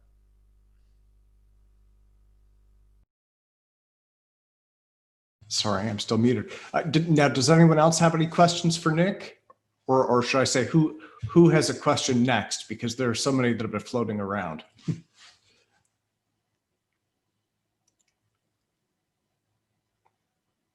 And now suddenly it's quiet. Let me just interject on one point. I've seen a couple of people say that they want to get in touch with me. My website, my email address is contact@nickpope.net. That will get to me personally. So if anyone wants to reach out, whether it's for copies of any of the documents that I've mentioned, like the contractual solicitation or whatever it is, the Harry Reid letter. I mean, most of you have probably seen those anyway, but for those that haven't, I'll do my best. Obviously, I do get somewhat swamped with emails because that's a sort of email address on my public website, and I get a lot. So, but I will, if anyone wants to ask anything or request anything, contact@nickpope.net, and I will try to get back to you. It's a very busy time at the moment because there's a lot of stories I'm working on in relation to this, but I will do my best. Wonderful. Okay, now let me see, Mark Fiorentino. Mark, did you have a question that you wanted to ask? It looks like he was asking about the government using disinformation tactics, but I'd like him to be able to ask it in person if I can. Yeah, hello. Yeah, I was just wondering if you knew that, has the government tried to block us from realizing that magnetism has something to do with that anti-gravity and is the method of propulsion for their craft? I don't know is the short answer to that. I mean, I think in relation to the UFO phenomenon more generally, the government, I would venture to say the government has seldom needed to use disinformation because frankly, there's so much kind of crazy stuff that gets tagged onto this subject that they haven't needed to. If ever you wanted to bury something amidst kind of crazy theories, there's no need for the government to put out crazy theories. Enough such theories are coming in all the time, and the government wouldn't need to. I think the one or two occasions where the government has literally, shall we say, stepped in to maybe throw gasoline on a particular fire has been the occasions where, for example, things like the SR-71 Blackbird and the U-2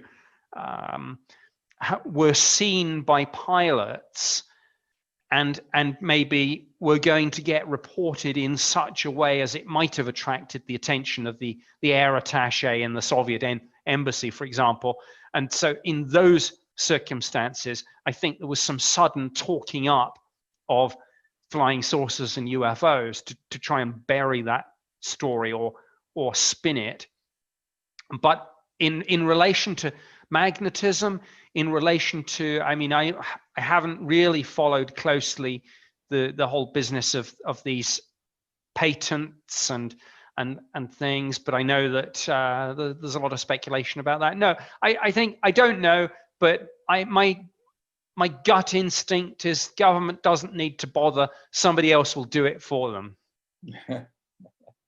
Well, it certainly would be to their advantage, because whoever has the anti-gravity technology, gives that government strategic military advantage. And so I would think that they would want to keep that a mystery to the rest of us. I would agree with you completely on that. And I think one sees that certainly in Project Condign, and they did not say that in the final report, but I think it is implicit. I mean, in some of the papers that we were exchanging before the thing got commissioned, there was one very succinct comment from somebody in the Defense Intelligence staff who simply said, we could use this technology if it exists. And as you say, there's no getting away from the fact that the nation, or maybe I should say now, or corporation on Earth that first acquires and or understands and replicates this technology, whatever its source, will be the dominant force on this planet for the foreseeable future, politically, economically, militarily, right across the board. And I think the search, the question of technology acquisition gets to the heart of UFO secrecy much more than all the usual cliched things you hear about panic in the streets or undermining people's religious beliefs. No, I think it's technology acquisition. And if you imagine, I agree.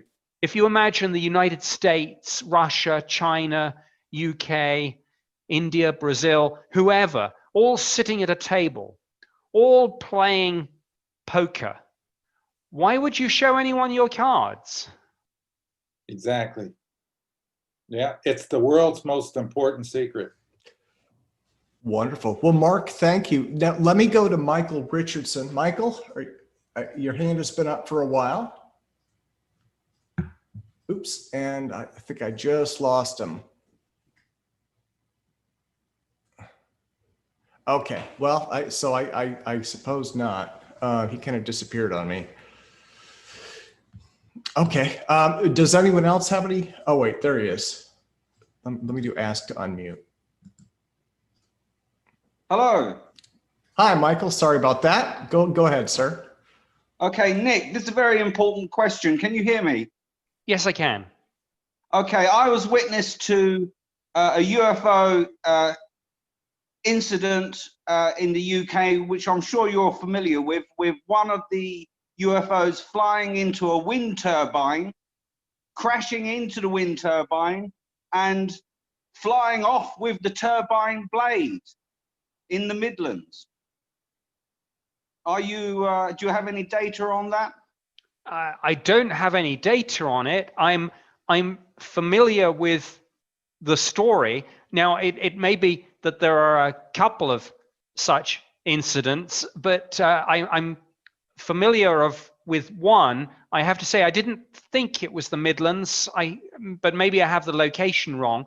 But I do remember the story ending up on the front page of the Sun newspaper under the rather amusing headline, "Close Encounters of the Turbine." Very good. Yes. But I don't have any data on it, I'm afraid. Yes, we have some data on it. These 6 egg-shaped UFOs flew over my house about 6 weeks before they showed up and interacted with a wind turbine. The whole street could see these things. There is only about 400 feet up. Right. And I forget the year of this. It's about 10 years ago. Okay.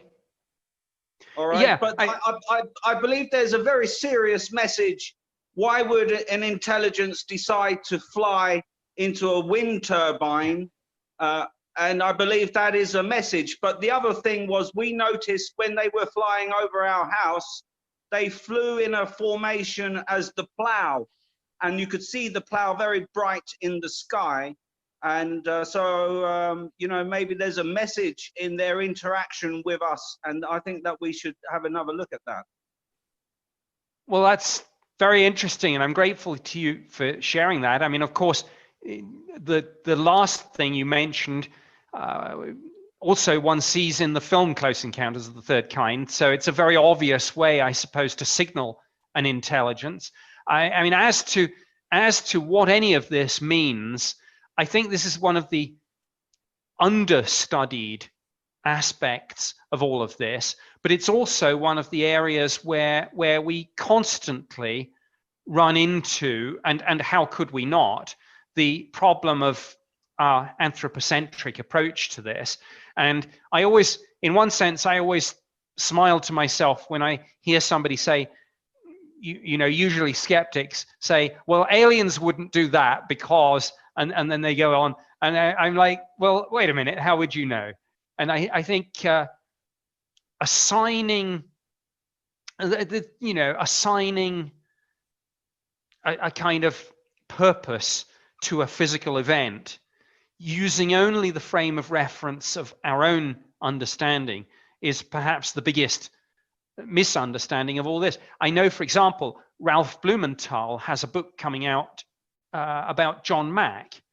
And John Mack, when he was talking about the abduction phenomenon, he made a very good point. He said, when people say that they recall being put on a table and having some sort of procedure, everyone says, oh, it must be a medical procedure. He said, but all we really can say is that if those recollections are accurate, and that's a big if itself, of course, it's like a medical procedure. It's the nearest thing our minds can fix on, but it may be something completely different. The same might apply. You mentioned the wind turbines. Somebody else earlier mentioned interactions with strategic assets and switching on or switching off of weaponry. You'll hear people in the UFO community say they're sending us a message or they're demonstrating their power. I think the honest answer is we don't know what they're doing. But that is like to listen with your ears closed. You can see the message with your eyes. You can see the actions that they take. There's a serious message in all of their interactions with us. It's not just something that we take lightly. It's something that we should, you know, convey a message back to them that we are listening and we understand. But, you know, it's a very strange concept of communicating with an intelligence such as an alien intelligence. Well, I think Dr. John Elliott at Leeds University has done some work into how one would communicate, as of course has the professor, I forget her name, who was one of the consultants on the movie Arrival. And this, of course, is, I mean, in Arrival, one of the best pieces of science fiction I think there is out there about this. The linguistic differences between, for example, conveying a tool or a weapon is very important. I once, this is completely off topic, and yet it's not. I once heard of some diplomatic talks in which the UK was involved, where the talks had kind of bogged down in the morning, and the chair of the UK delegation said, well, let's hope we have better luck after lunch. Let's go to lunch. We've got a nice restaurant lined up. Let's not talk business over dinner. The talks nearly broke down because that was perceived as an insult in the culture of the other nationality involved in those bilateral talks. It was misperceived as saying you may or may not discuss a particular topic. So if we can have these sorts of misunderstandings and miscommunications terrestrially, if we're dealing with extraterrestrials, what other miscommunications might arise? So Absolutely. That's why I say tread carefully in assigning meaning to this. Now, Nick, so I want to thank you, and I worry that we're wearing you down, actually. So are you doing okay in terms of energy? Yes, okay. I probably have to go in the next 10 minutes or so, which will then break it down as being an hour's talk and an hour's Q&A. Would that be fine? Oh, absolutely. Well, no, I can't thank you enough for joining us. And actually, I think everyone else here, I would just like to put my hands together for you giving this talk. I mean, this is absolutely amazing, you know, and to see you on the news and then have you present for this group is just tremendous. But yeah, I was actually hoping to wrap the questions up. If anyone else has any more for you. No, feel free to wrap up, but if there are a couple of late ones, I'll try and squeeze them in. So I think we have probably one more from Robert O'Keefe, and then that's it. Okay, Robert? Just a simple one. There's a guy on YouTube called, I think it's Damien T. Berry, The Knowledge of Forever Time. I don't know whether any of you guys have ever watched his videos, but as of an explanation about UFOs and the messages that they're trying to convey and give to us, I think that his series of videos are really compelling. I just wondered whether you'd ever seen any of Damien T. Berry's work. I'm afraid I haven't, but thank you for mentioning that. I will certainly do my best to check that out. Thank you. Yeah, it's called The Knowledge of Forever Time because he puts a really good argument across for the way they're communicating right the way back through the beginning of history to modern day times. But he was actually killed. He was going to release one more video and then he sort of met with an untimely end. So we never got to see the final video. Right. Right. But thank you. Robert, thank you. A lot. Okay. Okay. Oops. I did see somebody else says in there that they have a question, Mark Sokol. Yes. Okay, yeah, go ahead, Mark. Quick question for Nick. How do you see disclosure coming out? By disclosure, I mean where the world generally accepts that extraterrestrials have been visiting us and flying saucers are real. How do you see that playing out? Timeline, and in which direction will it happen? Through technology or through major, government statements? I don't think it's going to be a single event. I think many people in the UFO community think that there's going to be a sort of presidential announcement, my fellow Americans, people of the world, we're not alone. I don't think it's going to be that. I've heard some people argue with a degree of, I think, conviction here that we, in a sense, disclosure is not an event, it's a process, and we're in it. And by that, they mean that some of the events of the last 3 years have undoubtedly moved the dial forward. But unless we literally do have a spaceship in a hangar somewhere, and unless one day those hangar doors are opened for all to see, I think we will be in a situation where we won't ever say, in a sense, that we've crossed the line, because everyone has their own, I suppose, level, their evidence bar, so to speak. One person's evidence is another person's definitive proof. And some people say, you know what, we're over the line already. What more do you want? And others say, well, we'll never get there, because these days anything can be faked. So I don't, unless there is a spaceship in a hangar and it's rolled out, I don't think we'll have a single event.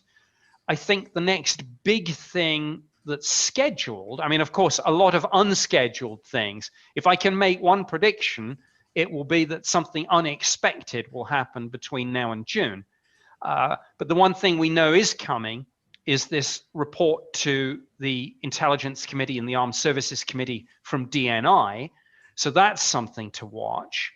Aside from that, though, frankly, I think the answer might come more from science than from the UFO community. In other words, I think it would be something absolutely undeniable. And of course, I like those movies like Contact, of course, one of my favorite movies. I can't help but think that if ever we get definitive, absolutely definitive proof of the existence of an extraterrestrial civilization, it's more likely to come first through radio telescopes and picking up a signal, a message, downloading information, hopefully translating it. More likely come that way than a UFO event or a disclosure. So I would say the current, but particularly the next generation of radio telescopes, square kilometer array if the thing gets built, but some others too, that will probably be how we get the answer. But I would love to be proved wrong. I would love to be proved wrong. And you know what? Whatever you think of him, I would love for the last thing President Trump does before he leaves is to say, oh, and by the way, one more thing, there's aliens. Wonderful. Well, Nick, on that note, thank you. Thank you again. So again, I think everyone, let's put our hands together for Nick. And Tim, I didn't finish. Okay. One more second. Another thing about the Drake equation that you were talking about earlier, there's one thing that I think is missing from the Drake equation that is a pretty binary answer to whether aliens are here or not, and that is whether it is feasible to travel faster than light. Any comments on that? Well, there are probably, I suspect that almost everyone else in this room is better placed than I to answer that. I mean, I guess light speed, one could say maybe there's a workaround, maybe some of the wormhole and warp drive things. I mean, one thing as a layperson that I do always point out is that when skeptics say this runs counter to the laws of physics, I say, well, no, what you're actually meaning to say is runs counter to the laws of physics as currently understood. And of course, throughout human history, our understanding of the laws of physics progresses and changes. And so it may well be that there are workarounds. But, with my skeptical hat on, let's just suppose there isn't a workaround. Let's just suppose that we are stuck with sublight, and one could argue, even if we don't get, set aside matter, antimatter annihilation and nuclear fission propulsion, set aside any ideas of getting to a sort of, I don't know, point 0.3, 0.4, whatever it is of light. Let's suppose we don't ever get any better than we can do now. Let's suppose, and I think it's unlikely, but let's suppose kind of Voyager and Pioneer speeds are as good as it gets for anyone out there, not just us. And it would take, what, 75,000 years at that speed to get from here to Proxima Centauri. In a universe 14 billion years old, if there were civilizations out there with a few million, a billion years head start, even at Pioneer and Voyager speeds with probes, maybe the self-replicating probes that were mentioned earlier, maybe post-biological intelligence, maybe that evolves, but maybe no one can get over a Voyager or a Pioneer speed. So what? The galaxy would be full of these things by now. Right. And one other thing I wanted to say, you mentioned SETI, or the Search for Extraterrestrial Intelligence, using those big antennas.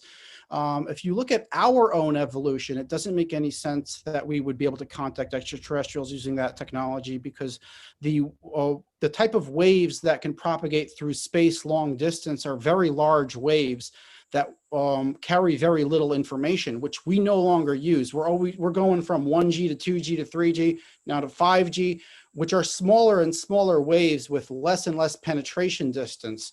So it's logical to assume that if there was other, civilizations out there, they would be going in that same direction toward the microwave band for higher bandwidth, and possibly toward what they call spooky action at a distance, or quantum entanglement. You're able to entangle two particles together that will communicate through time and space instantaneously across the entire universe. So if you could have basically a walkie-talkie and talk to home base 100,000 light years away instantly. Well, that's interesting, because of course it depends. I guess with SETI, the question is, what are other civilizations trying to do? Are they listening, or are they trying to make contact? And if anyone is trying to make contact or give us a sort of Timothy Ferris galactic internet, then one might say, even though the technology evolves, they would have knowledge to know that you need to aim the message at the listener, and at the level and type of technology that the listener would have. And that's interesting, because it plays into a wider debate, I suppose, about the nature of altruism and how widespread altruism is in the universe, and whether other civilizations would basically be taking the load themselves or making us do the work. But I think that's probably a conversation for a different day. But right. Yeah, it's a great point and a fascinating part of all this. Thank you. Absolutely. Okay, well, so let me see. I'm going to mute Mark out for just a moment. Nick, I want to thank you again so much for your time. And so let's wrap everything up for Nick now. And again, let's give him a giant hand. I know we did a minute ago, but again, thank you. It is a true honor and a pleasure for you to join us. Well, thank you, Tim. Thank you, Tim, for organizing. Thank you, everyone else, for listening, whether you're listening live or later on YouTube. And I apologize because of other commitments. I am not able to live kind of follow what went before or after, but I promise I will dip into the YouTube presentations. And even though I don't have the scientific knowledge, I am sure I will find a lot of interesting things once this is all posted up there. So thank you very much, Tim, and thank you everybody else. Well, and thank you as well. Bye now.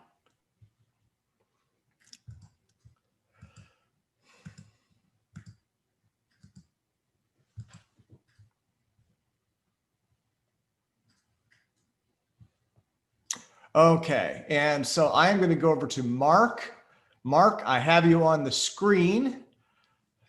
It is your update time, sir. And I'm actually in the middle of setting up a experiment right now that we could show live, but I do have a couple videos to share as well.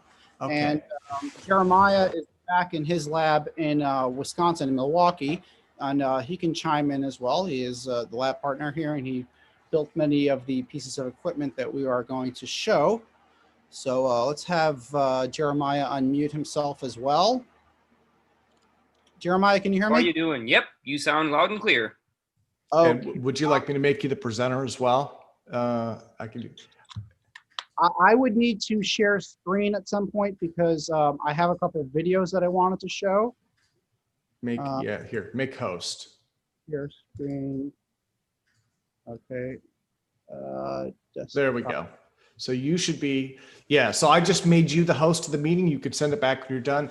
I am actually going to step away and I have a couple of bio break things I need to do. Okay, let me move myself out of the way. So these are a couple of videos. Should we get this out of the way?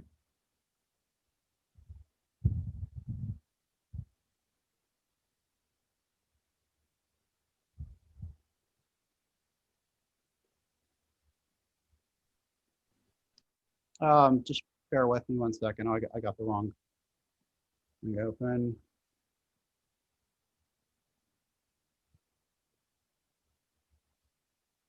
Okay, so we're going to start off with the superconductor impulse experiment. I'm not sure if you guys are going to hear the audio because it is coming in through my speakers. Let's just start by playing it and move that out of the way. This is a take on Podklenov's impulse experiment that we tried here in the lab, and I was up late last night editing this video. Yeah, we're connecting together some nickel metal hydrate modules here to power the coil for this take on the Podklenov experiment. Yeah, Mark, just so you know, your video is not playing on the screen. Different types of Podklenovs. Okay. But we do hear the audio coming through your microphone. Okay, there we go. I got it now. There you go. That's it. You see it? Yep, that's Okay. it. Thanks. Thanks for telling me that. I couldn't have known that otherwise. There you go. Feedback. Yeah, we're connecting together some nickel metal hydrate modules here to power the coil for this take on the Podklenov experiment. And I think Jeremy got into this earlier. Jeremiah, feel free to There's comment. different types of Podklenov experiments. There's also different levels of of things that you can add to this experiment, such as putting it all in a vacuum. That we weren't able to do yet. It is pretty difficult to set up something like that. But we do have it inside of a coil, and we are impulsing it with a large amount of current rather than a super high voltage. And this is 613 joules of energy going into the superconductors via a thyratron. Oh, sorry guys. Does it look all right? You see that? Also, you want to talk a little bit about your vacuum tube again? So this is the thyratron that came out of the linear. Yeah, the Berkeley Labs linear accelerator. So this actually came from Berkeley, and they took apart the accelerator and sold it on eBay. And I actually built this this whole setup in order to power it. This entire device is going to be floating at around 35,000 volts. So we have a high voltage Faraday cage here, and there's all different types of electronics needed to power the tube. You have to give it some a static voltage of 6.3 volts, and then you have to apply a high voltage grid that's all controlled via a fiber, basically a light sensor over there. So we can shoot a laser through the side in order to trigger it. It's going to be a pretty cool experiment, and we hope to see the results in a pan on the floor. Jeremiah, do you want to show us what you worked on today, this thing right here? Yep, inside there. We've got a brass bolt, taper head Phillips, soldered to a copper disc that's 1 millimeter thick, as wide as the YBCO discs, which are 1-inch discs. And they are bonded at 3 points. So we have a proprietary bonding agent combined with CCTO, calcium, copper, titanium oxide, I think, and nickel silver powder. And then we have just a plain PBO in the middle. And on the other side, we have a mixture of the PBO and a copper powder. And the reason why we're putting the metal powders in this material is the PBO is actually not very conductive. So by cramming them full of these metal powders and sandwiching these plates on the ends of the YBCO, we're able to get some connection to the surfaces of the YBCO, which are ceramic and very, very hard to bond to. And so the other side is just a duplication of the first side, except for the bonding agents between them. And then that's sitting inside of this little chamber here. So I'll pick that up for a moment to kind of show you what's going on here. So earlier, your cameraman right now, Mr. Alien Scientist, cut out these 2 wood discs for us, and we screwed them together with 8 standard household screws to create a nice bobbin, which we won by hand. This is 13.5 gauge, very heavy build insulation copper wire. And inside of the center is a piece of PVC to insulate the voltage, and then that assembly. You can see the top of the bolt there. The top of the bolt is one of those brass bolts shown in this image. And another one sticks out the bottom. That's our other terminal.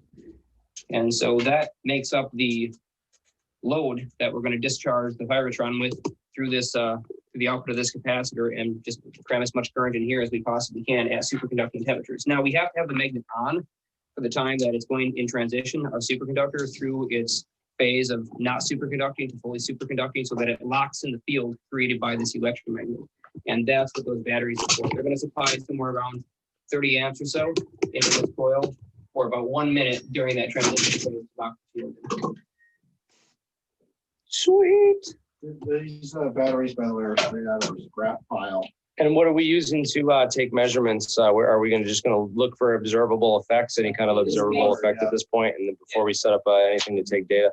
Right, because this is it's such a fringe type of experiment, and there's so little known about exactly what makes it work and what doesn't. Now multiple laboratories have attempted to replicate this work and have failed for one reason or another. And so seemingly the only people that can get this to work are the inventors themselves at the core and Podkanov. So this is more of like an early combination between core and Podkanov, because we're not using core's proprietary mixture of superconductors and Josephson junctions. We're using more of a Podkanov style mixture where we have 2 different superconductors where Josephson junctions are formed between each plate and the connection between the 2 superconductors. And also, like Podkanov, we're using a slightly higher voltage, 35,000 volts in this case, instead of core's much lower, 9,000 or so. So we're going more on the high voltage side because we have a Virotron, which is giving us that voltage rating, and because we're going to get a little more current through this thing at a higher voltage. No, we're trying to put together the Podkanov demonstration, and we're literally minutes away from doing this. Yeah, Podkanov core. It's hard to call it. I'm not really sure what we're going to call this, but it is what it is. You'll see all the components, and you call it, what's today's date? January 6th. The January 6th, 2021 experiment. Jeremiah, ready? We're going to get some high voltage armed up here in just a moment. How about I test the electromagnet first? I would highly recommend testing your circuit first. Okay. I'm pretty sure it's going to work. But, I'm pretty sure it is too. Here we go. Try again.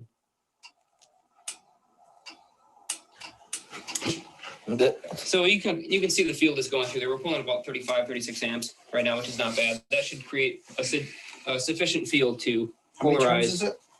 I have literally no idea. As many as I could put on there by hand until I ran out of space. Pretty much. Okay. So it is what it is. Now what we got to do is put in the liquid nitrogen and get the high voltage going. So we need to move this to the center of the room. So all right, just give me a little space. We just want to confirm that we measured and actually, definitively measured. And so they probably weren't actually, were actually made several times before, but we actually never detected them or actually measured them with a measurement until 95. I like a thermos full of liquid nitrogen in the morning. Because now we are able to liquid nitrogen. It's almost full. A lot of these condensed matter states. That's gonna be enough for the entire night.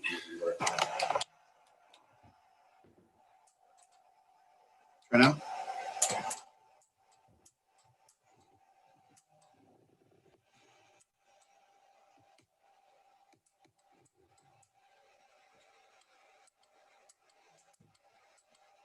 Back.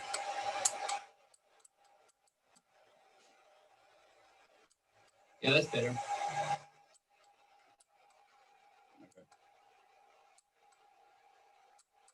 That's your switch to turn it on and off, right? Yeah. You shine this light. I can make it a little bit more sensitive because right now we have all this light coming in. Right. So what is it with these materials? Like, so like there's different densities, and then Yeah.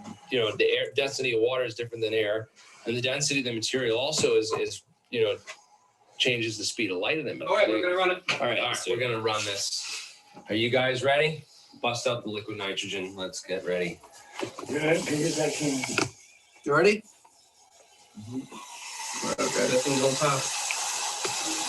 They are wearing safety glasses off camera, just so you know. We're gonna put those on later. So he's pouring that right into the PVC pipe. It's going to get right down inside there and cool down that superconductor to our critical temperature. Once it hits that critical point.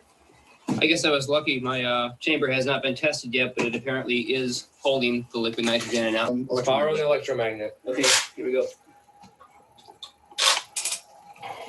Okay. All right, now let's fire a friggin' blast through that thing and step back. Everyone step back. Let's fire something through. We have to wait. I'm just gonna sit here and watch it to see if it leaks out or if it actually. You can see it coming out the bottom a little bit here. I'm not sure if that's coming out the bottom. Yeah, it might be. I don't know where it is coming, but I can Well, see it is. It is. I feel it. A little bit is coming out the bottom. Okay. It is. Okay, let's just do it.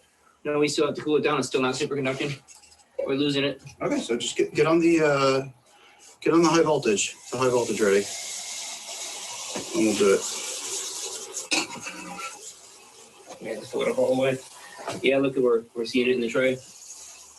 We're losing it now. Now it's actually opened itself up. I hope this is enough.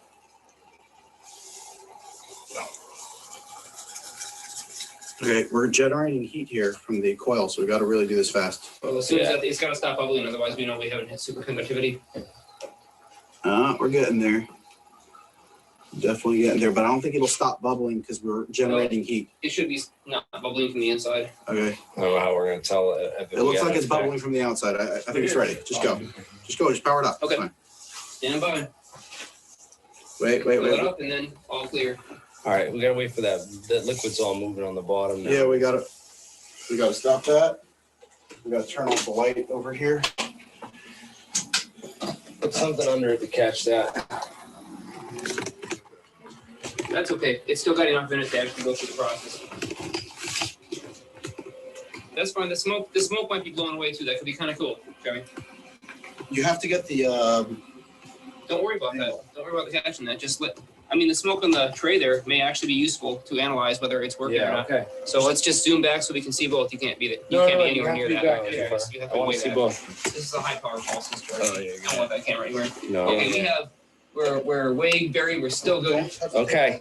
All right, we're watching. Just a little more. Just a little more, and then we're gonna fire it. We're gonna see if we got any effect on down there Okay, it's underneath. filled up. Okay. Whenever you're ready. Stand by. We're gonna start out at a little bit lower voltage. We're gonna go to about 5-6 kV. 1 second. Let me get a close up on this. Stand by. Give it a charging current. Oh wow, that's a lot of Oh, I can see that. That's cold. That's 10 kV. And stand by. We're gonna try to trigger it. This is at only 10 kV. All right, safety glasses on. Ready? Ooh. Whoa. That's why I said safety glasses on. Powering down. We may have just blown our top plate off. We're gonna find out in just a second. Oh my God. Okay. Was there any shake though on the water before the shake of the I didn't even happened? see, man. Oh, we shattered our whole container. I jumped a mile. We Oh my shattered God, that look whole. at that. The container just fell apart. Yeah, At it least did. tell me you were seeing the water on the camera feed though, because I wasn't able to look at that. So We could. We got it on the camera. Wait, feed. is this-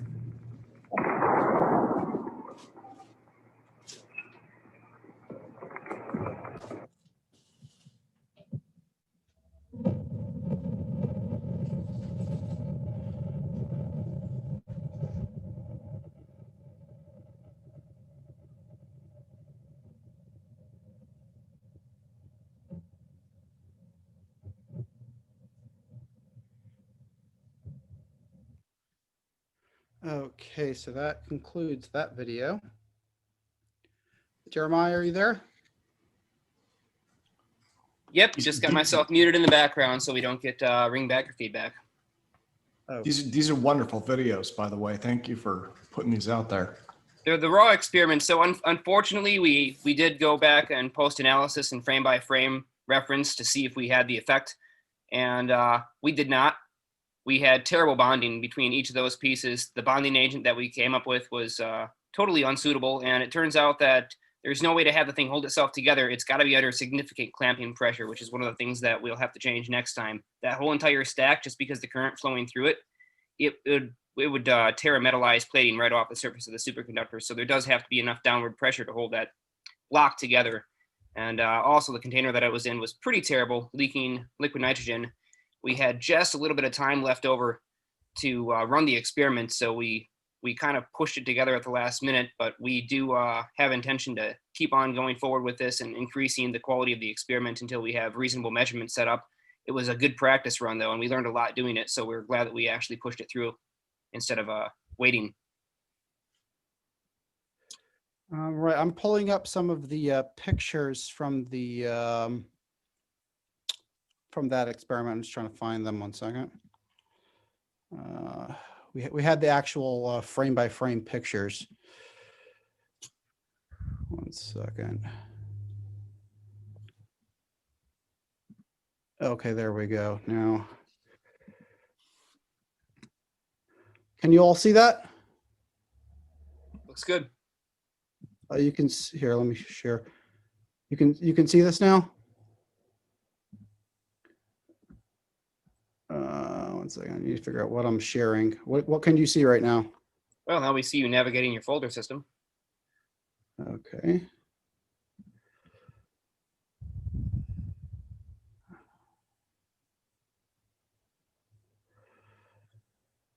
No, where was that? There we go. APEC 2020. There we go. And okay, do you see the picture? Yep. Okay, perfect. This is a frame by frame analysis of what we saw. Oh, it's not giving me the next picture for some reason.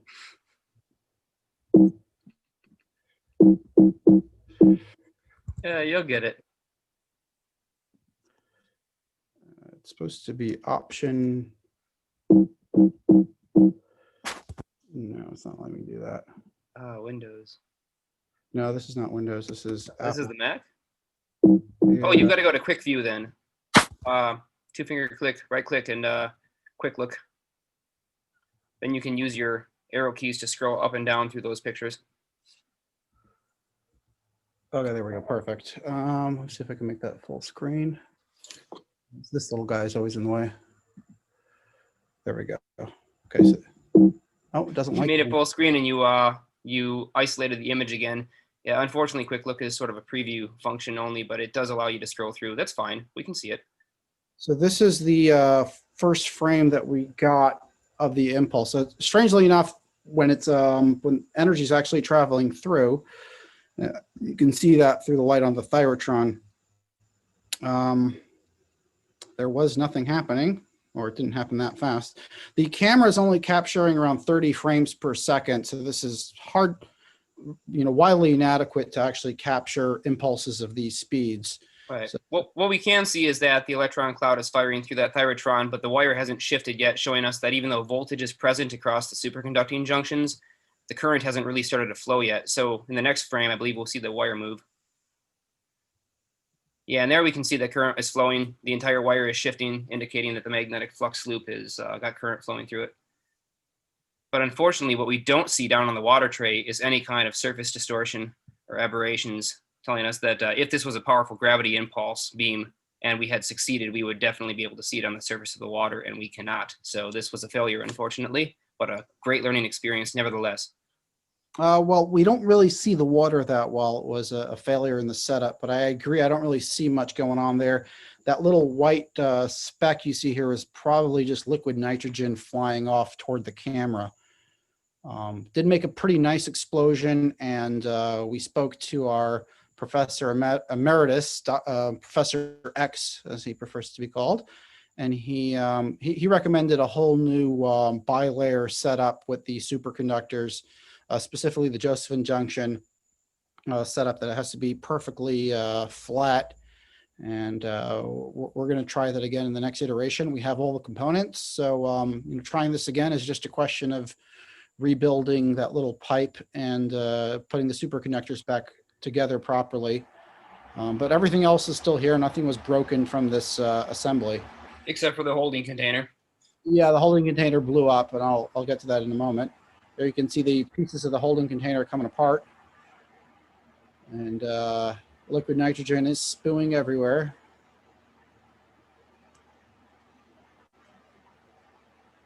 I guess that's the light from the camera. Oh, this is the copper disc that we ended up with.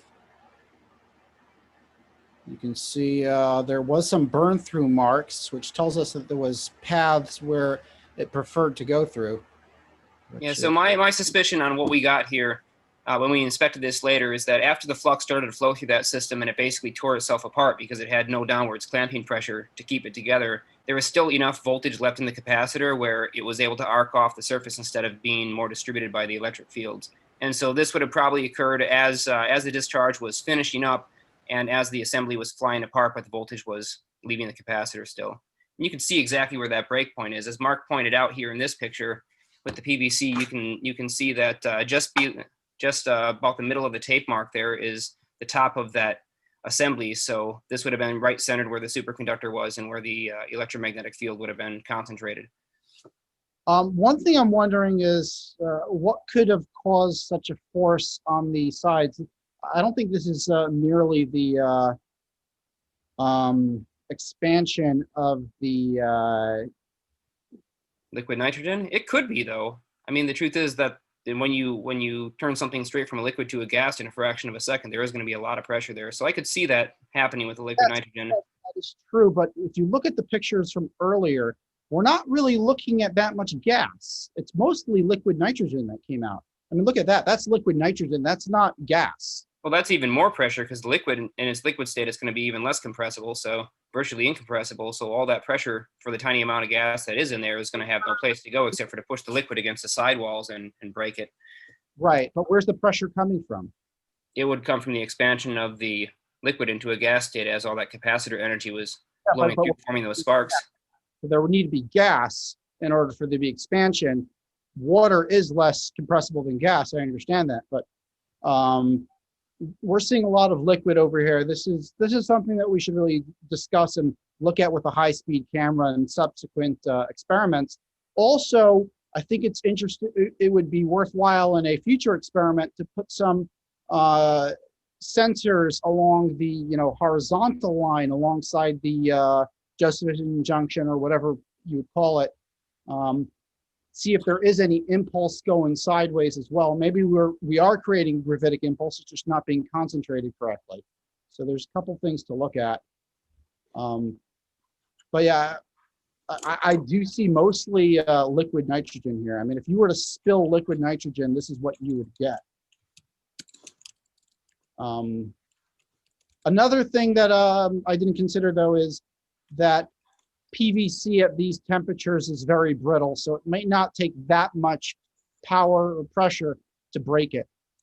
So I'm not really sure on that, but there is a possibility that it got very brittle at that temperature, and anything could have cracked it.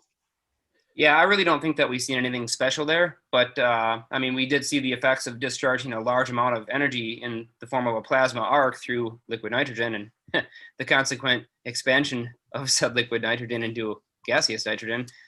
Either way, it was a heck of a learning experience, and at least we have something to go off of next time. We're not flying in blind. Right. I don't see much liquid gaseous nitrogen here, but whatever. That's to be determined. But definitely for the next experiment, we do know what we should be looking for and how we can try to do this better. Although if anyone in the audience has any suggestions of what materials to use for these super low temperature dielectric materials to hold the superconductor, I think this was a 1 1/4 inch PVC pipe. Is that correct? It was 1.5 inches. I'm asking you, and I actually have the piece of pipe right here, but it was about 1.25 inches, I think. There's another angle of it. So it broke right where the superconductor was. Yeah, that's correct. In the next iteration of this experiment, a lot of things are going to change. First off, the entire assembly is going to be rebuilt with proper Josephson junctions, which we'll have to spend a lot of time building. We'll probably spend a good 2 days just making that junction correct, because it's got to be so precise and so perfect, which means, you know, sanding the surface of the superconductors down to practically a polished finish and having them absolutely flat and parallel. And then finding a material that's already preformed that's going to give us the correct spacing. In fact, we may not actually need to bond it as long as we have enough pressure holding the stack together. That's how an SCR is assembled, and it works just fine. They're not bonded, they're just pressed together, and they have to operate under pressure. So that's the first thing. The second thing is, yeah, the water tray cannot be on the same mechanical assembly as all those moving parts. So it's got to be placed some distance away, and we need to cover it up and isolate it. The third thing is there needs to be a reflecting grid that we did try in a later iteration of the same experiment a few days later, so that we can clearly see the surface of the water and even the tiniest distortion. So we'll have a dedicated camera stuck directly on that water tray. So lots of changes need to happen, and we're well aware this experiment was improperly set up, and we do have some ideas on what we'd like to do, but of course we are really open to suggestions, especially from you folks, because this is the most educated and qualified audience, I think, to really give us advice, and we're very much open to listening to that advice. Okay, if anyone has any comments, you know, let's open up the floor to talk about this. Anybody? Yeah, I would just like to say good work. Actually, this is one heck of an experiment. You know, I mean, it's not always right. I mean, I think one of the fundamentals of science is you're not going to always have a positive result, right? Most of the time you'll have a negative result. But what is interesting is it's obvious that you guys have done a lot of work putting this together. And it's, you know, I love the fact that you guys are doing hands-on building, right? That's what this is all about.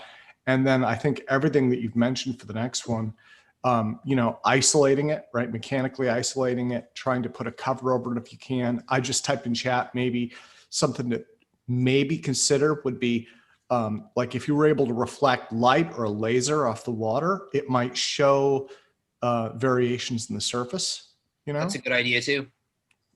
So, but I mean, overall, I think this is a great experiment, you know? I mean, again, this is a garage build. This is what it's all about. Exactly. And I think, you know, if there's no more comments, we can move on to the next experiment, which would be the electric anti-gravity build.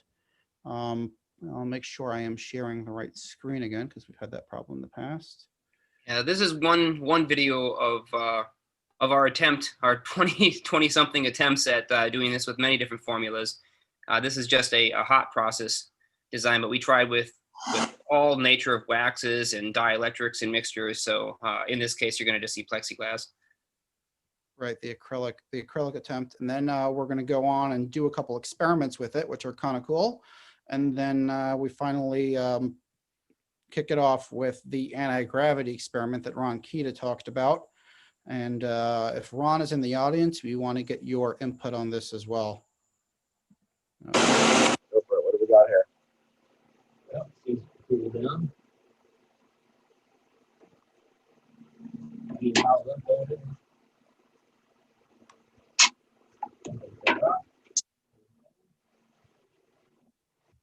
There it is, one ugly piece of very warped plexiglass, but generally not bad in the center area. In fact, it's kind of like an art piece. Anyways, it ended up working out pretty well. You can see the profile of the pieces that were set as the electrode plates. And the big question I have is, was this actually hot enough during the making of this electrode? That's one question we do not have an answer to yet. But supposedly, to short the plates, oh, there's plenty of static on there. That's a good sign. Yeah, it's a good sign. It is remaining charged. Wait a second here. Yeah, there's more static on the surface, so this is a good sign. I feel a little bit. Of course, there's probably all kinds of charges around here that are drifting back in and being neutralized. So I guess it's time to short the thing out and put it in some foil and see what it does. We do have the other one that we made. Okay, so we're here at the Falcon Space Alternative Engineering Conference Lab, and we created our first working electric. It is made out of acrylic, and you can see the sides of it are not the electric in the center over here. An electric is basically a magnet for static electricity, and we have it covered in aluminum foil, and watch what's going to happen as I bring the aluminum foil closer. It grabs onto it like that, holds that in place. It's holding it against the force of gravity coming up. The polymer are oriented according to the static field that was applied while it was created, which was around 50,000 volts. In this case, we were at 48.5 kilovolts in order to make this electret. That's made of a 1/4 inch piece of acrylic, 7 inches by 7 inches square. Severely warped on the edges, but the center came out very, very nicely. And that's perfectly all right, because that's really the area that matters. And we could trim all the extra junk off. Otherwise, it's quite beautiful, but it does seem to be maintaining its electrostatic field. And even now, you know, nothing connected to the other side. You can see it's still electrostatically attracted to just that ground reference point for the foil. And if not for the foil being, you know, 2 layers thick, it could probably hold it upside down. So this is not bad. It does seem to be holding an electrostatic field. And this is a pretty good sign. So now I think we just have to figure out how we're going to do our gravity test experiments. Well, you're playing with electrics. Now, the reason why it's dark in here is because we're going to show you a little experiment. What happens? We can't really see the light bulb. It's kind of dark. There's a light bulb, a fluorescent light bulb that we are going to attach. Oh, you can see it flashing on and off. Now, what is happening here is we're moving these plates up and down next to the electric field created by the electric. And that converts our mechanical motion energy into electrical energy. And that allows the fluorescent light bulb to light up.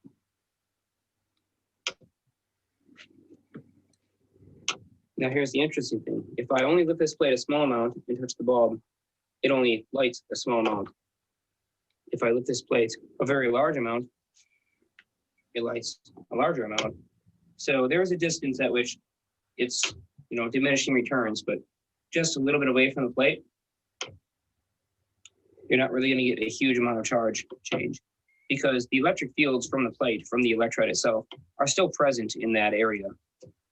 So at least a spacing of 1 inch lift is sufficient to separate the surface plate from the electric fields and provide charge. But it's surprising, you know, just how much charge you're able to draw off this thing.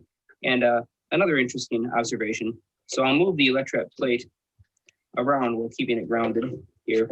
And now what's going to happen is when I lift this up, you should develop more charge.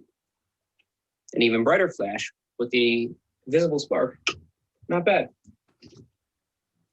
Much more effective than simply a conventional electrophorus.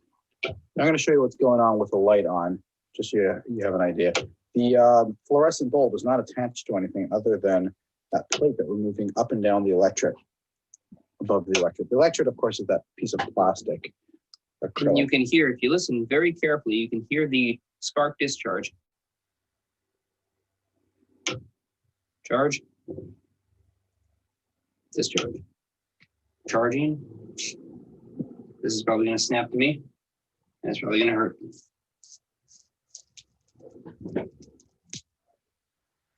Didn't hurt too bad. I can deal with that. Okay, so this is the issue that we're having. Here is a classical problematic digital scale. And here is a charged, not electric. In one direction, we have 63.308 unstable grams. If we flip it around, remember we're comparing to 63, now we have 62.252. Anti-gravity! That's right. Flip it back around, but what do we have? 63.2, and flip it back around, and 62. Wow, look at that. We have a whole gram of difference between one side And the other, It's practically floating. Yeah, now why is that? Electrostatics. It couldn't be because, there's charge on the surface that's causing this maybe to be attracted to not only the scale and its surface, but the table beneath it. You think? Yeah, I think, because if we do, some more of this sparking and arcing. You're crazy.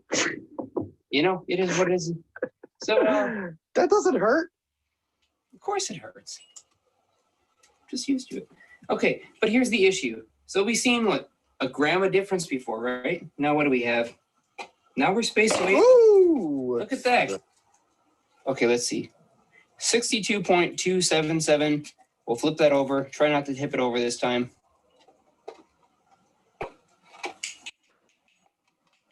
Yeah, this platform, not made for this.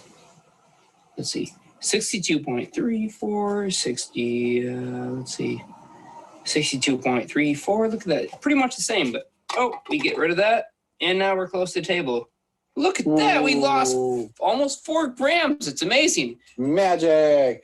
4 grams just by placing it close to the table. So what we're really showing here is an obvious false positive, and one that we've seen many, many times on YouTube replications and videos and all sorts of stuff. And we thought that it was important to point it out here and sort of poke a little fun at it, because this is a mistake that happens way too commonly, and it's even tricked some members of our research team a few times. So at least now we can all take a look at it and know what not to do and how to recognize a false positive when we see one. This is the electrostatic attraction to the table and the scale, and you cannot use digital scales, or if you dare, your sample has to be several feet away from the digital scale at the minimum and all other surrounding surfaces to try to null out those attractions. Statics. Here's our pile of electrodes, and they all work, and they do exactly what he's showing right here with that piece of silicon. They're just permanently static or semi-permanently static. But in either case, we have a measurement error issue, and that measurement error has everything to do with the surrounding surfaces. If we place this on suspension strings evenly distant between the ceiling and the floor, we'll get the same measurement in both directions. And that's the problem. Exactly. Thank you for the demonstration.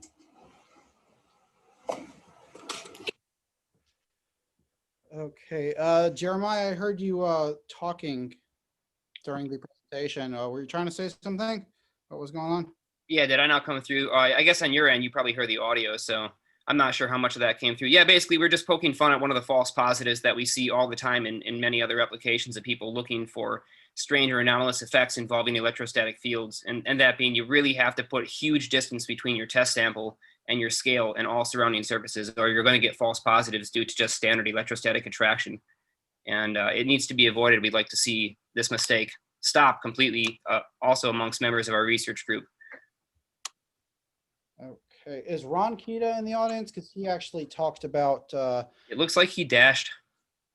Oh, he dashed. Okay, darn. Because I was really hoping to talk to him about this, because he was the one who put us up on it.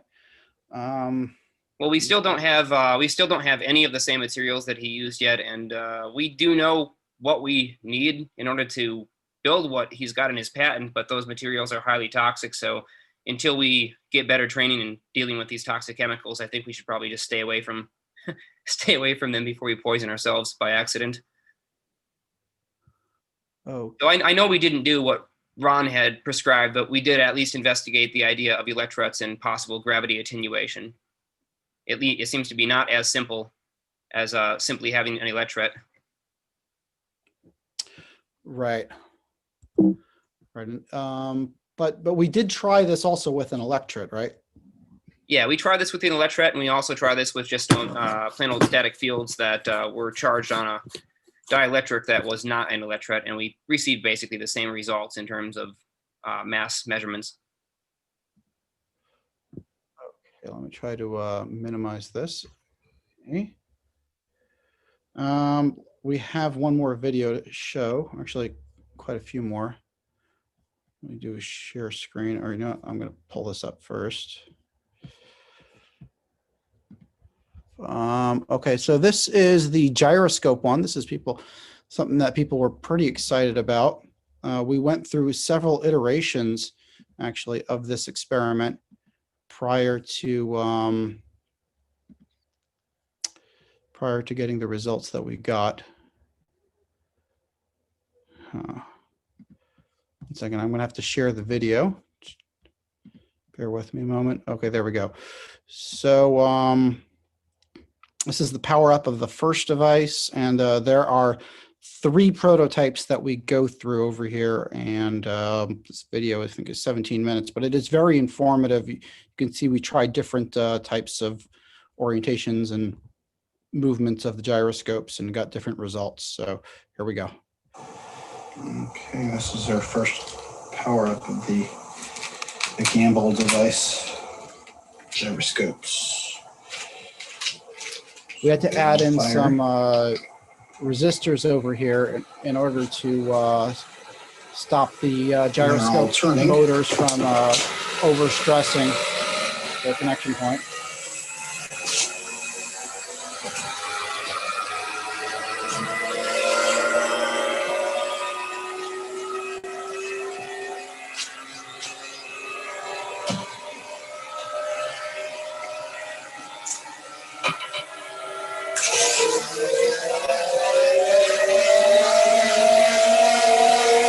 That looks crazy when that turned on.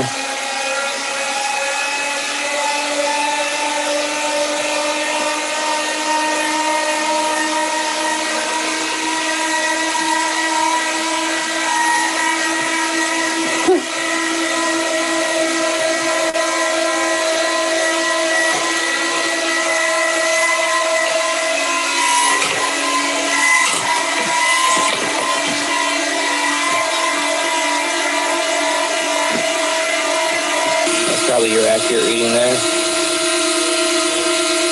That could be. Yeah, I'm getting 20,000 on all of them.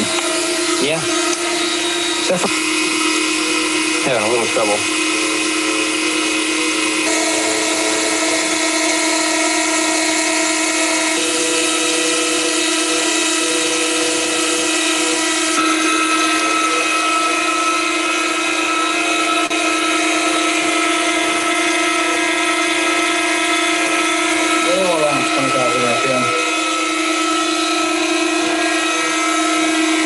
Yeah, they're pretty close to each other. Right now we're going to try the swinging gyroscope, and this thing sounds really cool when you power it up. Yeah, let's turn some more shit on. I want to see this. This is great. Here you can hear the gyroscope slowly turning on. We had to put a row of resistors in there because they were turning on too violently when we just powered them up straight. So now it's running through the row of resistors. When I turn the resistors off by shorting out the circuit, you're going to hear them go into high gear. 3, 2, 1.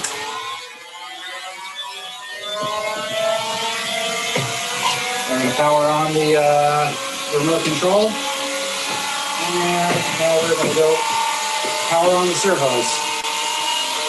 3, 2, 1. There we go. Just stabilize the device. Like I mentioned earlier, this device is not very stable. The gyroscopes are being held by these tiny little servos, which are not adequate, but we will try it regardless. Yeah, I can see a lot of instability in those motor mounts and the servo mounts. Oh, that was a little hyperextended there. You got some collision going on there. A lot of shaking going on here. Again, we need to eliminate that static friction point there to make sure it's not just pushing off of that as a pivot point. There's any kind of place in the system where you can have a buildup of static friction, and then a sudden release of static friction will create a push point where you can push off of. Stabilize it a little bit. But this is interesting because it has turned, it has rotated about 30, 40 degrees so far. There, it just rotated backwards, and now it's also colliding with the pin in the center. I think they need to be mounted. They need to be mounted differently, yeah. So we'll have to. This is a work in progress. I wasn't really expecting rework on that one, but yeah, that's cool that you set that up. That was cool. People want to see stuff like this.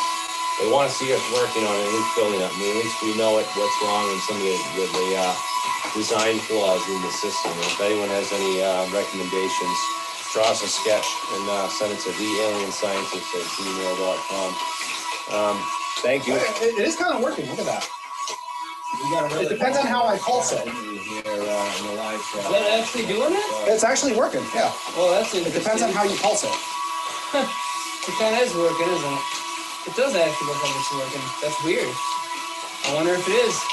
All right, now it's working. Now I know how tight that torsion pendulum is. If it's actually pushing past that, that's pretty good.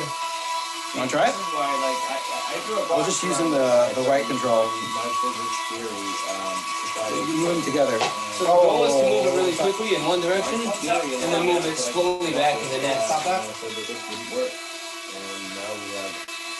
We have some kind of experiment. So the full movement is down to the bottom. It almost seems like it works, doesn't it? It almost seems like it works, doesn't it? This is very interesting. I'm telling you, man, I'll just die if it's You can't do that. You can't do that. It's not strong enough. It's going to break. If it's gyro propulsion.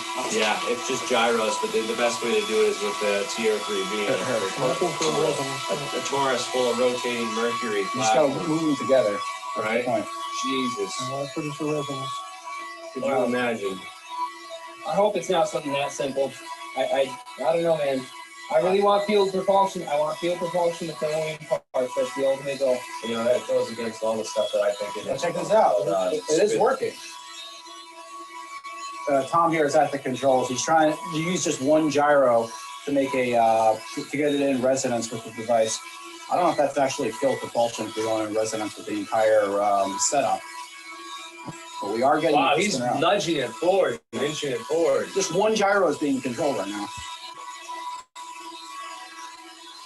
Tom, what method are you using to control it?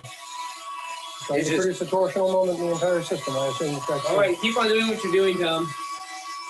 I can see what he's doing. He's timing the pulses with the frequency and the pulse. We just killed its forward momentum. If he can get that thing going again in the same direction, it's very impressive.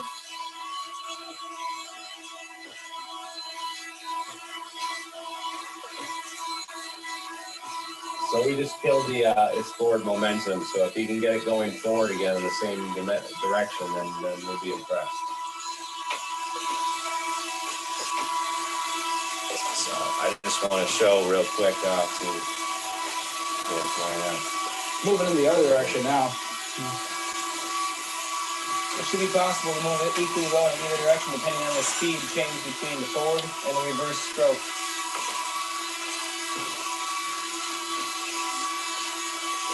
It's designed to be moved diagonally.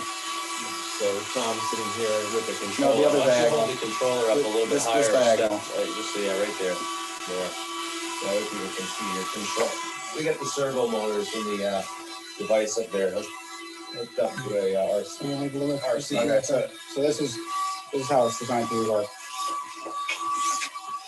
It's designed to be ran like that.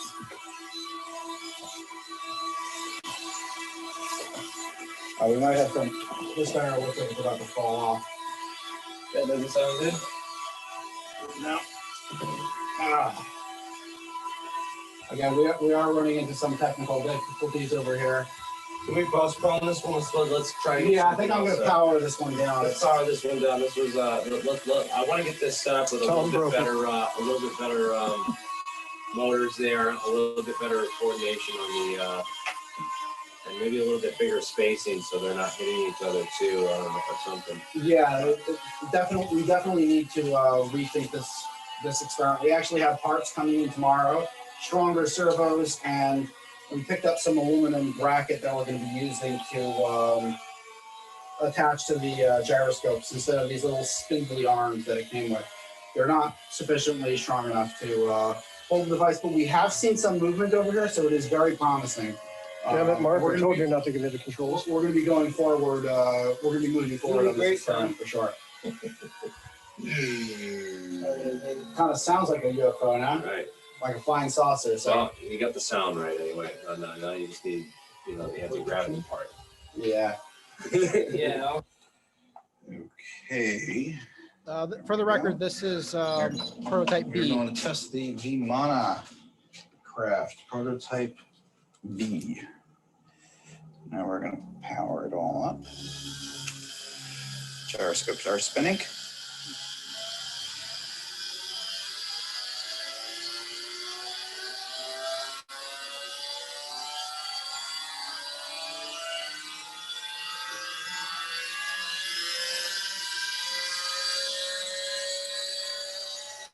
Now as they come up to speed, the voltage in the system should rise because the current will drop. Right now it's going through the resistors. And soon we'll get the servo action going. Those gyros sound like they're really in sync. That's excellent.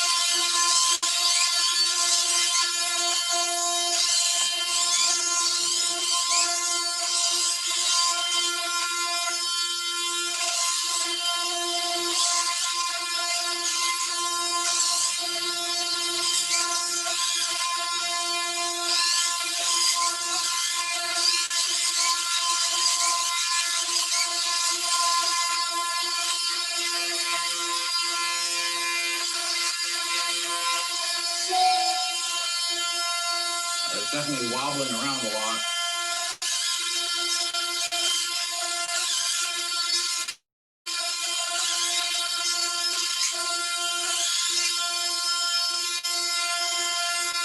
The whole pendulum is swinging.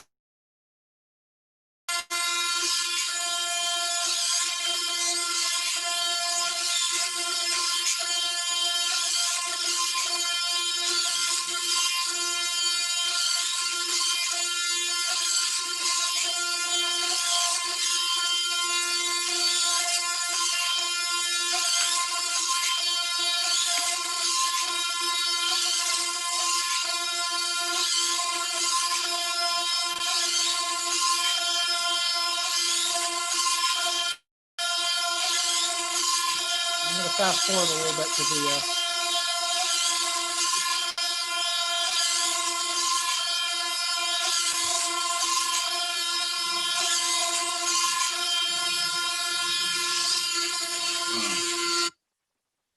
okay, so yeah, we tried all different iterations. We kind of got some positive results with the 2 gyros. Over here, well, I mean, take a look. Here we go. 4 gyros. Well, here's the motion. So it's pretty straightforward, and it's just on the 1 axis. Sounds like bagpipe music. There's a natural oscillation to it's also trying to correct the servos.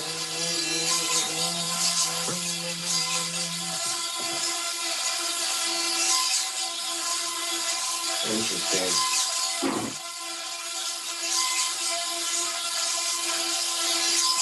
It is kind of like rotating it around a little bit, pushing it a little bit, you know?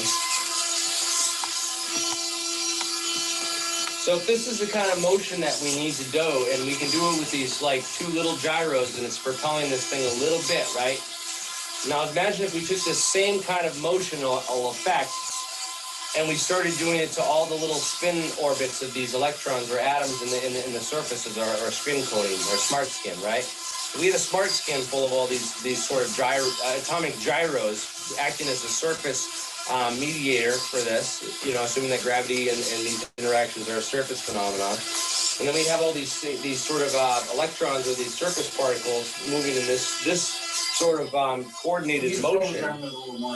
We could, like, maybe it would be a much more efficient way to atomically paddle through space-time, you know? Well, we're starting to, that's really chill, balance and stuff, man. Anyways, this is really cool. I want to break this down because I want to. Okay. Jeremiah, are you there? Why don't you unmute yourself? Yeah, I'm still around. I had to step away for a minute. So you were with me with the process of building that whole thing, and we tried it. I wouldn't say it was conclusive that we're definitely seeing like massive forces, but I did see some strange movement, and I'm kind of concerned with the whole pendulum setup and how that was set up. Yeah, the cogging motion that could be contributed by the bearing there is no good. Yeah. It's just too crude of a setup, but at least we know what not to do yet. And it did show us something interesting at the minimum. I mean, whether it's cogging or not, at least it moved. So now we just have to eliminate all the other possibilities, all 15 of them, and try again. We would also have to figure out the correct movements that produce the maximum thrust, but that's all done inside, in the remote control. So that's not that too big of a deal. Another thing we can show, we have the Marx generator. We can show that we have a video of that shooting a spark around 4 feet. That was one of the things that we built here in the lab. Here, let's show a video of that. Let me see if I can get the share screen going again. Share screen. Okay, share, there we go. Okay, we're here at the Falcon Space Lab and we're testing our 1 megavolt Marx generator. We have our defibrillator over there in case there's any problem. And when you're ready. Charging. What's the voltage at? Going up on 25 kV, and then we're going to give it a little bit to stabilize. Give me a countdown before you shoot. Unless it fires ahead of time. We're at 25 kV, and now we'll just wait. Let's hope that it doesn't fire, because it is pretty crappy a little bit. All right, 3, 2. Well, that wasn't supposed to happen. So we still have something we're going to work out. Before I'm going to try to fire it this time.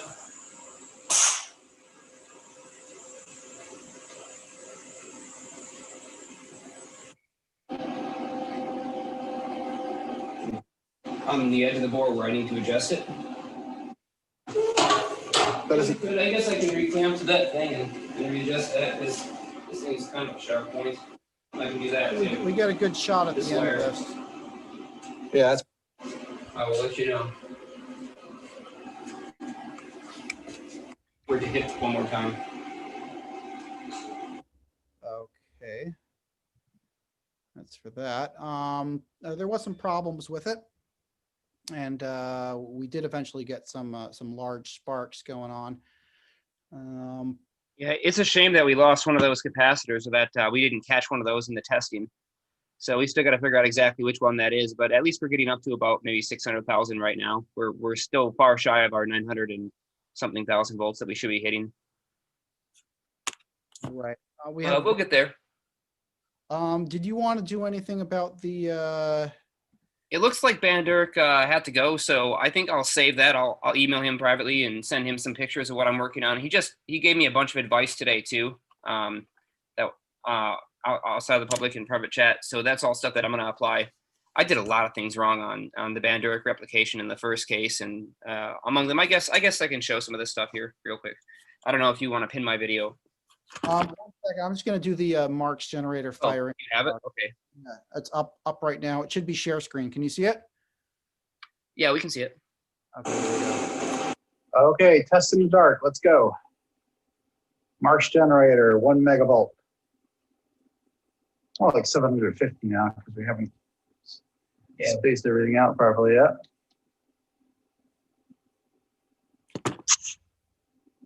Yeah, that was a little fire.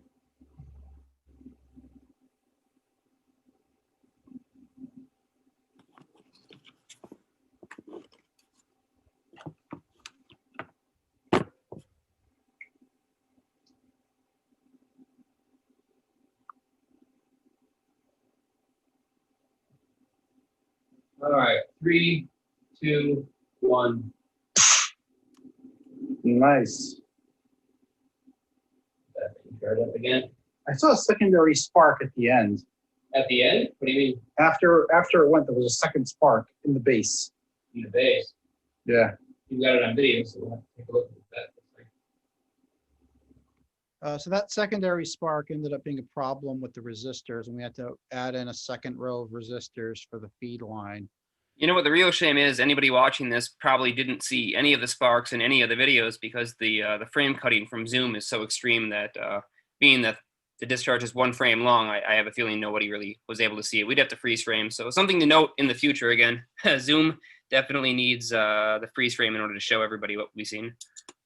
I do actually have that freeze frame picture. Let me see if I can find it. Where's the marks generator? There it is.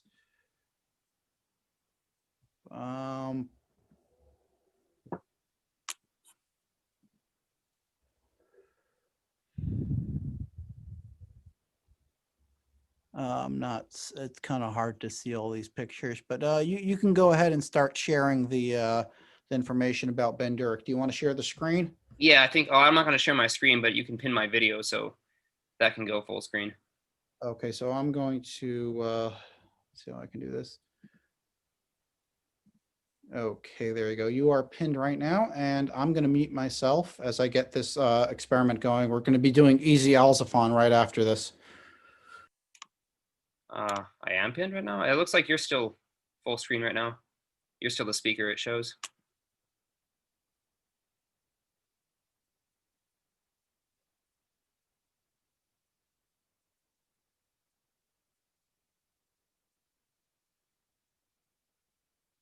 I'm seeing you as the Well, I don't know. Maybe it's different. Maybe it's not showing me because I'm the host. I can just start showing this stuff. So this was one of the assembly pieces for the first generation Van Durek device, and here we have here we have our dot product disc, and this has got about 5 grams of tin and about 1 gram of epoxy mixed in on the surface here, and you can see these rings around here, and these are caused by the ultrasonic vibrations that we placed on the disc during the forming of this material to try to distribute the particles out evenly within the mixture. And so it's not perfect. It's not a perfectly smooth surface, and it really shouldn't be. In fact, the idea is that all the charges will get trapped on every little conducting metal particle within here, and because they're epoxy insulated from each other, the charges shouldn't be able to leak off. This was placed behind a piece of 50 kV dielectric and pressed directly against it. This just sort of keeps the charges from flying from the dot product disc over to the cross product disc. Now, we had initially tested, this is the cross product side, with the motor, the power meter, and a small battery cell. So in order to flip this thing on and turn it on with isolated charges, we couldn't touch the circuit, so we just have a magnetically activated switch, which can be triggered very easily just either by blowing on it or with a small stick. And so that gives us a voltmeter display and a current draw in milliamps for how much energy the motor is consuming. And when we apply high voltage, if it was working correctly, we should have seen that motor power go up and heard the RPMs slow down. And we did see a very tiny change, but it's nowhere near what we should have been seeing. So we know that we didn't get the effect that we were looking for. And so this is just a DVD that's been coated to one side with aluminum foil. It unfortunately was not ideally smooth enough, so that was the second mistake. And the third mistake was this disc, as it generates a complex electric field component that changes the geometry or distribution of the charge across the disc. You know, instead of being evenly spaced away from the surface of the disc, what we'll end up with, well, this thing is rotating and it has a charge, is the charge will be sort of weakish in the center, and as it reaches or approaches the edge, you're going to get a lot higher electric field, and then right near the edge, it's going to cross back down and the electric field is going to die. So to replace this in the new version, we're replicating something a lot closer to what Richard actually did. And in that case, we're using printed circuit board that has several rings cut on the inside. And the reason why these isolating rings are placed there is so that we can solder in place low leakage diodes to farther isolate out charges. So once they reach the outside periphery, the large copper surface here where the electric field component is the greatest, then we can't allow charges to enter back into the hub.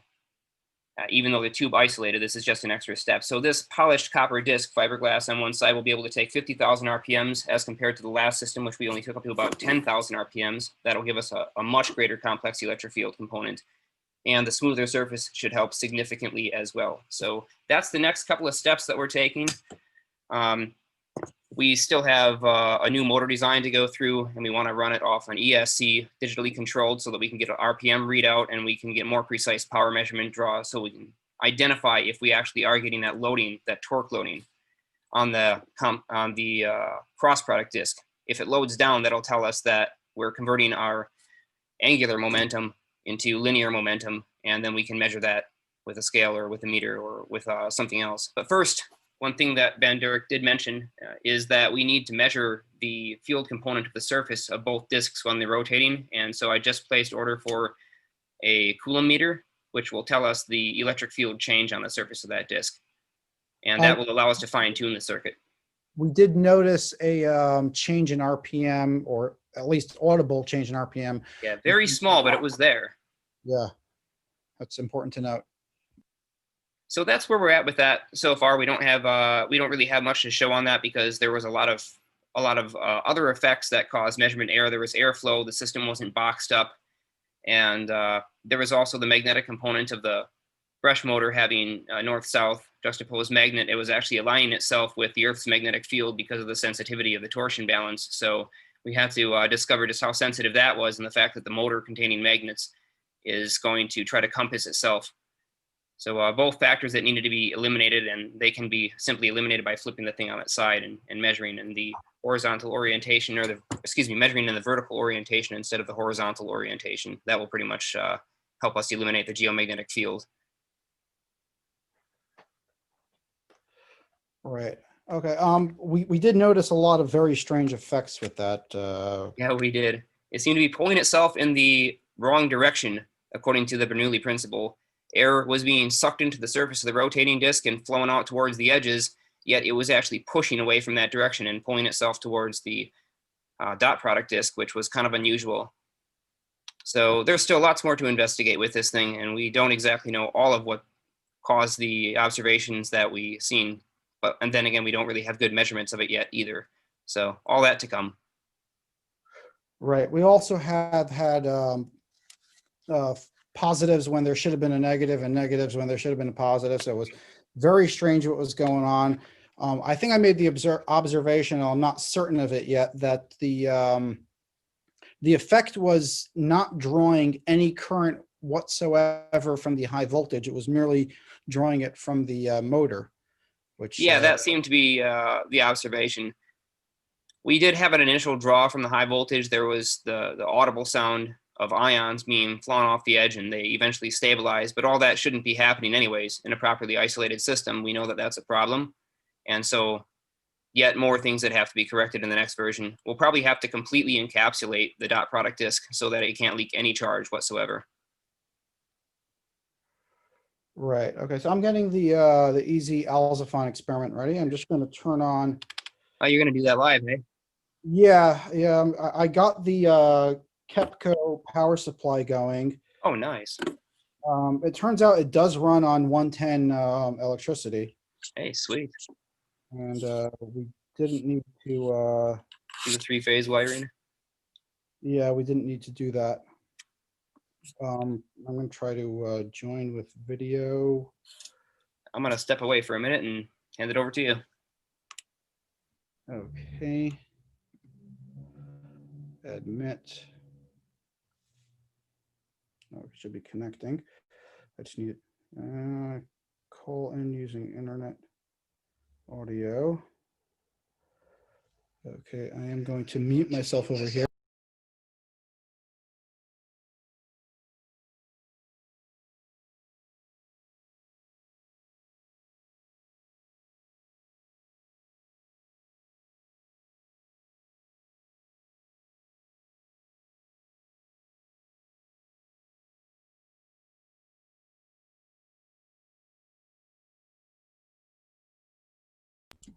Can you hear me now?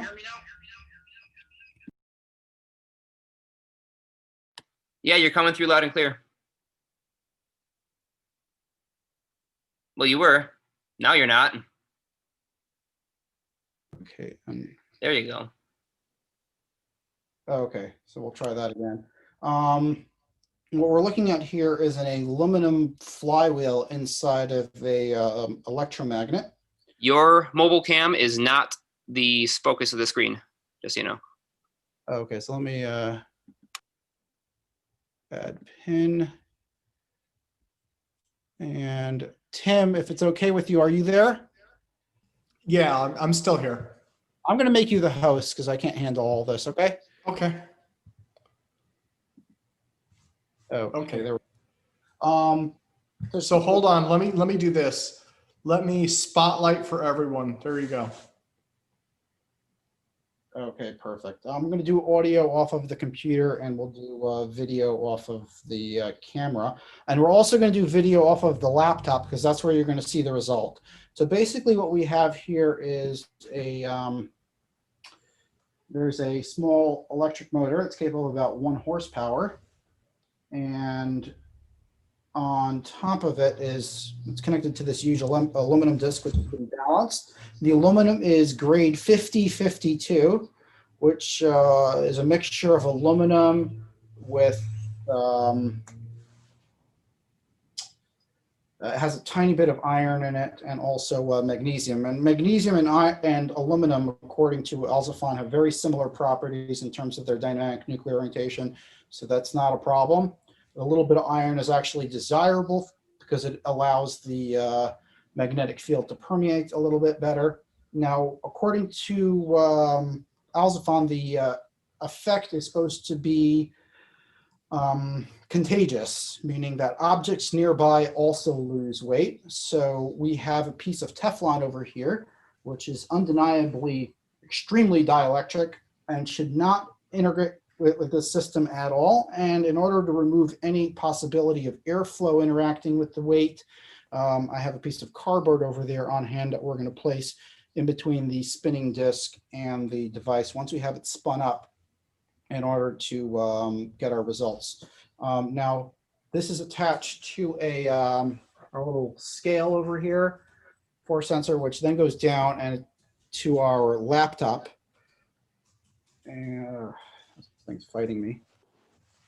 And I'm going to open up the screen over here shortly. We're going to turn on a share screen. Tim, you're going to have to enable participants to screen share again so that I can screen share the results of this experiment. Yeah, no, it should be. Let me take a look. Oh, yes. Okay. How's that? Okay, I got it. Now, you're gonna have to figure this out on your end. You people probably want to see both angles, but this is the weight of the object right now. It's 5.46 newtons, which I believe is around half a kilo, or a little bit less than. No, it's around 5.4 kilo. Oh no, 540 grams, roughly. And if I lift it up, it should go to about 0, but there is a little bit of weight from that string, so that's where we're going to do residual weight. Trying to get it as balanced as possible. Now I'm going to have to go get a tripod in order to mount this. One moment while I set this up. This is kind of on the fly. So this was predicted by Frederick Alzafan that this would produce some sort of effect. If you're familiar with the ARV, this is pretty much what you're looking at in the center of that ARV. Is a spinning aluminum flywheel inside of a electromagnet. You might be pulsing that electromagnet. We have no idea what the specifics are. I spoke with Mark McCandlish and told him to be here. And if he's in the audience, he might find this experiment pretty interesting. It looks like Mark is not here. Oh, okay. Give me a second to set up the tripod. Sorry for not having anything ready. I was trying to get everything going kind of last minute. Okay, so first things first.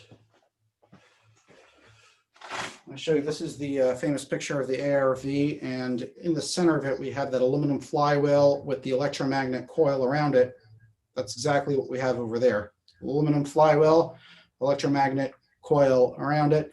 This is supposed to create the dynamic nuclear orientation for the craft, which would reduce its weight, allowing the parallel plate capacitors to lift the craft up, according to my theory on that. And we'll see what happens with this. We're going to call this experiment Easy Alzaphone, because this is an experiment that anybody can do. It's quite simple in terms of the greater scheme of things.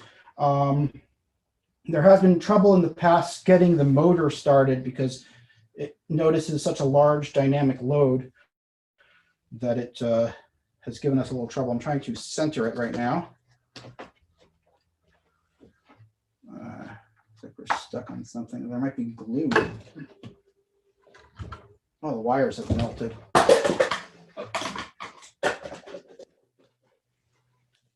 going to center this up. Okay, I'll center up the coil.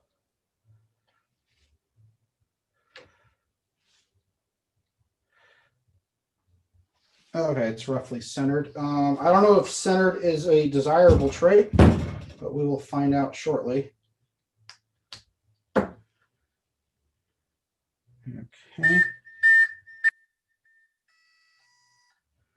That is, of course, the motor turning on. Now, we have some stabilization going on there. So the electromagnet is not turned on yet. So I'm just going to have to like pre-spin the plate a little bit so that the motor can catch. Otherwise it does this.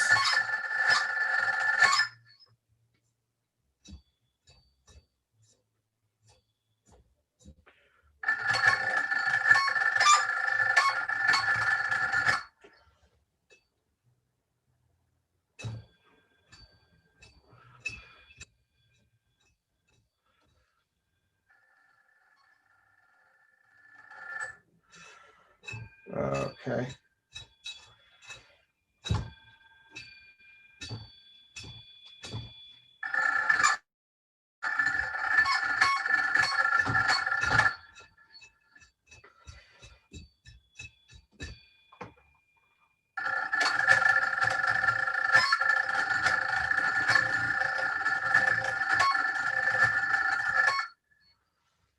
Okay, technical difficulties here.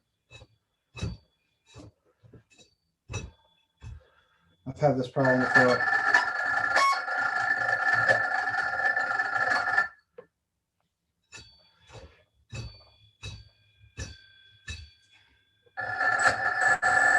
There we go.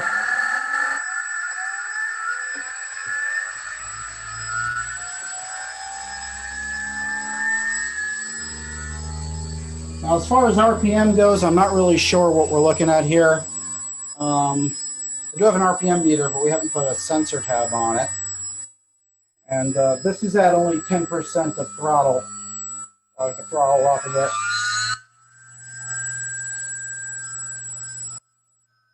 So first we're going to go to full speed without any electromagnetic field going on.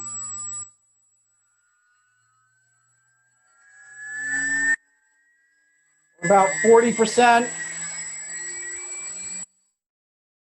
50%, 60%. Full speed.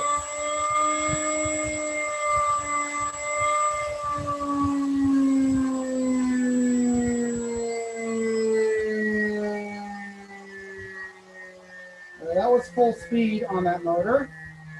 There should have been no weight loss, and that's probably what you saw. Now I'm going to do just the electromagnet as a second null test. There is a lot of built up angular momentum in this disc.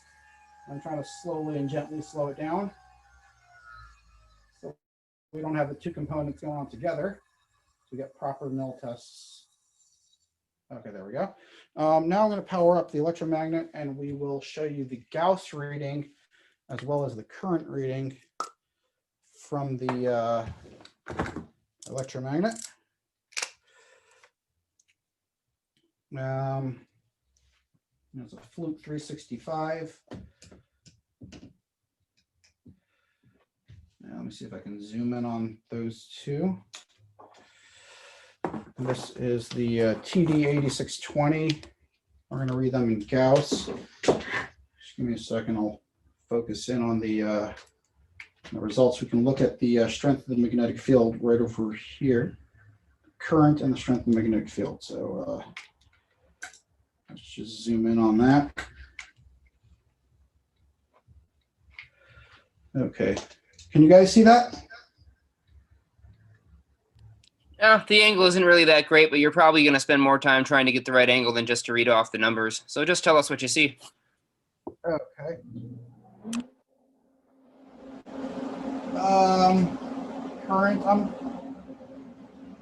Current's 1 amp, 3 amps. We're at 5 amps.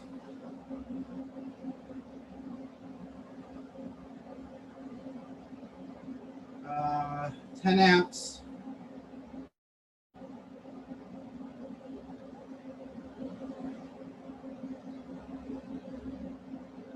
Amps, 25 amps, 28, 29. Okay, so we're at 30 amps, and I'm reading in the center about 240 Gauss. Toward the sides, it's around 400. In the center, it's around like 230, 240. Pretty laminar across the entire plate, probably a difference of 20 Gauss from the center to the edge. It also depends on your orientation, but we should not be seeing any difference in the weight. I just turned all the power off. We're at 0 amps. Now I'm going to power it up to full power. There is no change in weight. Okay, so we have our null tests, and if the combination of these two, spinning it up, and the electromagnet produce any force, we will undoubtedly know that something is going on. Also, I noticed that we did this test without any barrier for the airflow. We did the null test without any barrier of the airflow. So I'm going to take the liberty of just leaving that out of the equation, and we'll bring this in a little bit closer. So if there is any effect, we'll have an easier time detecting it. Okay. Okay, there we go. Now I'm just going to spin up the disk like we did last time. And here we go.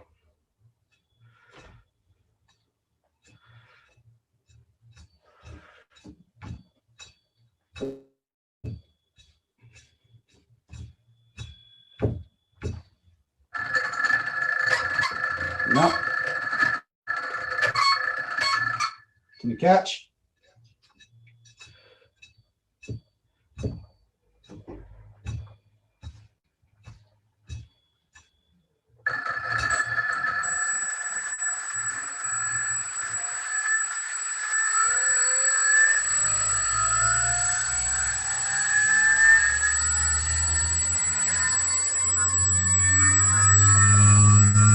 Okay, first we're going to run it at around 60% speed.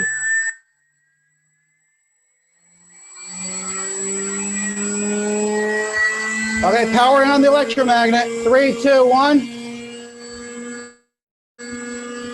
Stop. No weight loss. Let's take it to full speed.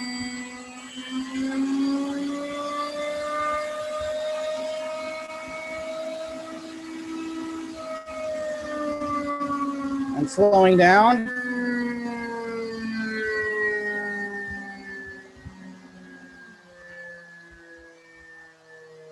Well, there was a slight weight gain. How about we reverse polarity? See if that had anything to do with it.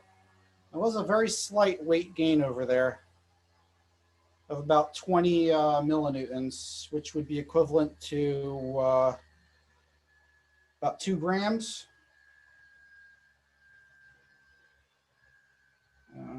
And this is with a pretty weak magnetic field. Remember, we're only talking about 200 Gauss, which is less than the average fridge magnet. So in order to flip the magnetic field, we're going to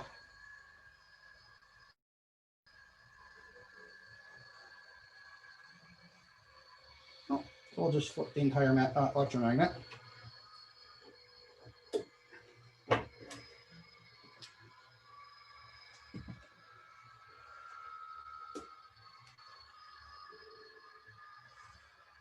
Now, if there is any effect, we will see it shortly. Okay, just like last time, I will start off by powering it up, the motor.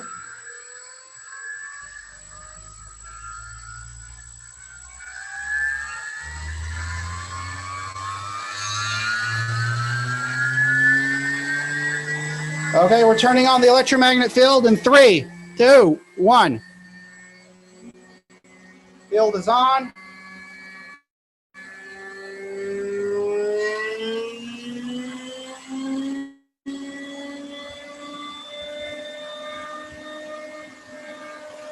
Powering down the electromagnet. I have to turn this up. I'm smelling something burning here from the motor.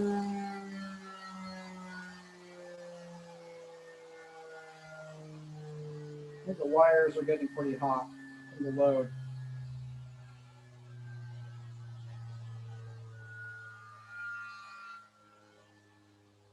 Yeah, there's an obvious burning smell going on here.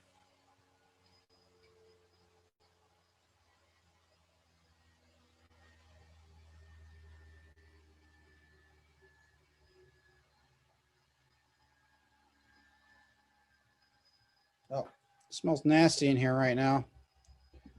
Okay, I'm going to stop the share. So what do you all think of that? It was highly entertaining to watch, but I think it's pretty clear from just the motion of your sample above it that the airflow is the most significant contributor of anything that's going on here. So you did get about 2 grams of pull towards that disc as it was spinning after you lowered it down a little closer. But interesting. Yeah, that's kind of what I figured also. That was my take, was that the disc is spinning there out to the side, right? And so... Yeah, there might be an airflow problem. I can try it again, but right now everything is pretty hot. And I'm smelling something burning. Oh yeah, it's the wire. It's the wire insulation, probably. They got so hot from the load. So yeah. Yeah, and it's also the plastic thing that we have on the table. So there is some obvious issues over there that we'll have to address. Also, the strength of the magnetic field is orders of magnitude away from what I would want to run such an experiment at. What was it, 300 Gauss, which is 0.03 Tesla.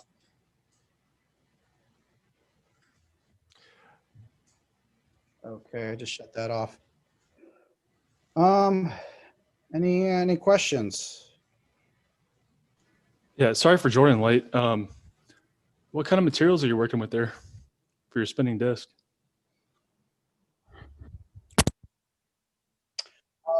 The disc is 5052 aluminum disc. So your like test sample above it is what? The test sample above it is Teflon. Okay, cool. Right, and it's hanging about 1.5 inches above the disc right now. So there is obviously concern of airflow.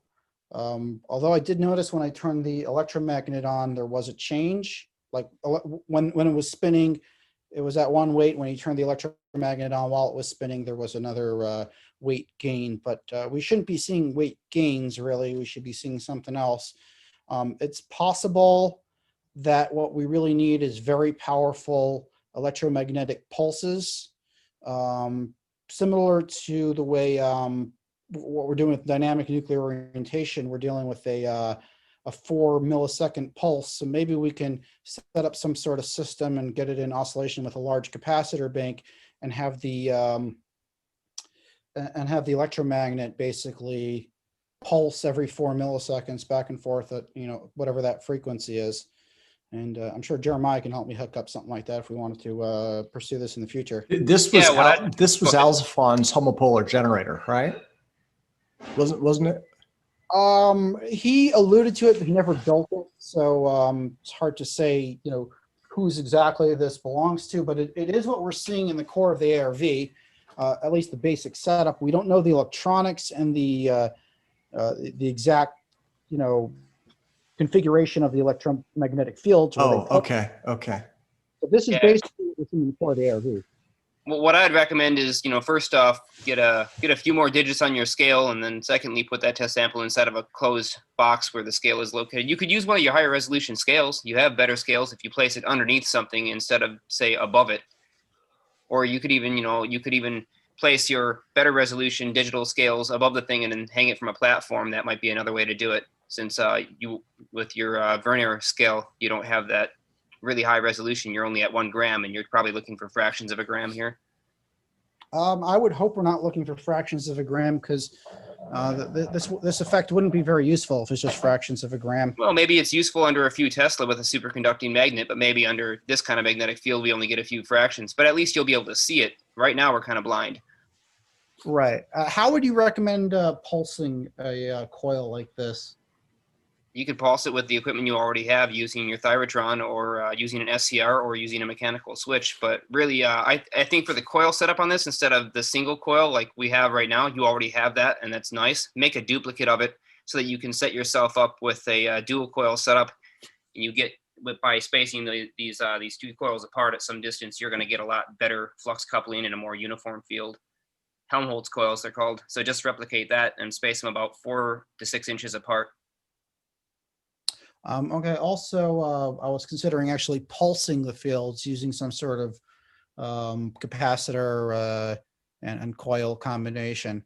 In this case, you're probably better off to try it and actually see that measurement by pulsing it quickly and with less energy, as compared to a very high energy impulse where you're just going to get a single event and probably not be able to capture it. Right. So we need a system that can pulse it every 4 milliseconds for several seconds, and right. And preferably, you know, not waste all that energy. So we want store it back inside of a capacitor, then have it bouncing back and forth, similar way you have a Tesla coil would work, just at a much lower frequency. Yeah. Another mechanical way you could look for it is doing the same water reflection thing that we were looking for with Podklanov and Pohr. That might be another mechanism to try and indicate very small amounts of force, as long as the tray is much, much wider than the disc and the magnet. So probably 1.5 feet by 1.5 feet or something, so that you can really see if only one area is distorted. If it does lose weight or if it gains it, it's either going to pull it down in the center or push it up in the center, but it shouldn't be affected everywhere else. The idea of using water, because water is conductive to some level, and we're dealing with strong magnetic fields. So that's true. Yeah, there may be some interference. That's why. What about oil? Oil has very high viscosity, so it would be unlikely to see any WD-40 doesn't. WD-40 is generally non-conductive and also extraordinarily thin, so you could empty a can of that in there or just use the liquid. That might work. There also might not be a strong enough gradient to really see. You may be dealing with, you know, just a 1% gradual rise. Even if there was a 10% weight loss in the center, it would be so gradual that it would be pretty hard to detect. Oh no, if there's a 10% weight loss in the center, you'd see a huge bulge coming out there. It would be very visibly obvious with such a large percent. Even if it was 1%, you'd still see that. It'd be visibly obvious. I'm not so sure about that, but hopefully you're right. Yeah, so that's something that we need to work on in the future, is making some sort of system. that would allow it to be pulsed, because according to Alzafon, having a continuous microwave impulse on the sample will create a weight gain, which is similar to what we were doing over here with the constant magnetic field. You've got that microwave horn still, don't you, Mark? Oh yeah, we have lots of microwave horns. You could try just irradiating that maybe inside your chamber there while you're spinning the disc. This is nowhere near a strong enough magnetic field for those frequencies. This is 260 Gauss. We need to get to 2200 Gauss for that chamber. So that's going to be a totally different coil and setup. And we also need a resonant chamber to concentrate the microwave energy, which is something that we're working on, waiting for the machine shop to get back to us with the parts. And when that's ready, we'll have to do a whole bunch of testing in order to figure out whether it's in resonance or not. Just building the equipment to find out if it's in resonance has been a problem. I guess you still have like a source though, like your microwave horn could be a microwave source for this. You could pulse that. Right, but it has to be a right? frequency, which is correlated with the strength of the magnetic field. So at 300 Gauss, we're talking in the megahertz range, which is way different. That's RF. That's like ham radio frequencies. So it's a very different frequency range, and I'm not sure if there is a point at which you can no longer couple to the electron. If you go down to low enough frequency and low enough Gauss measurement, you might not be able to couple to the electrons, learn more precession at a certain point. So it's there might be a minimal threshold.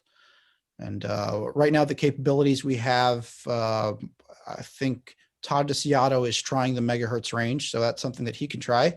I'm trying the C band and the X band.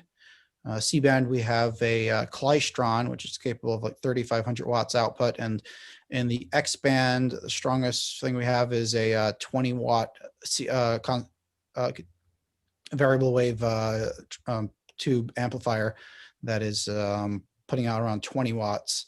So those are the capabilities we have right now at the moment. And I think Wayne is also in the C band. He's trying a couple things, and also in the megahertz range, he's trying all different ranges of frequencies and Gauss readings in order to work it. He also did something in the microwave range as well. Yeah, Wayne actually tested quite a few variations in the acoustic range down below 100 kilohertz with a much weaker field. So he was looking for different effects as well.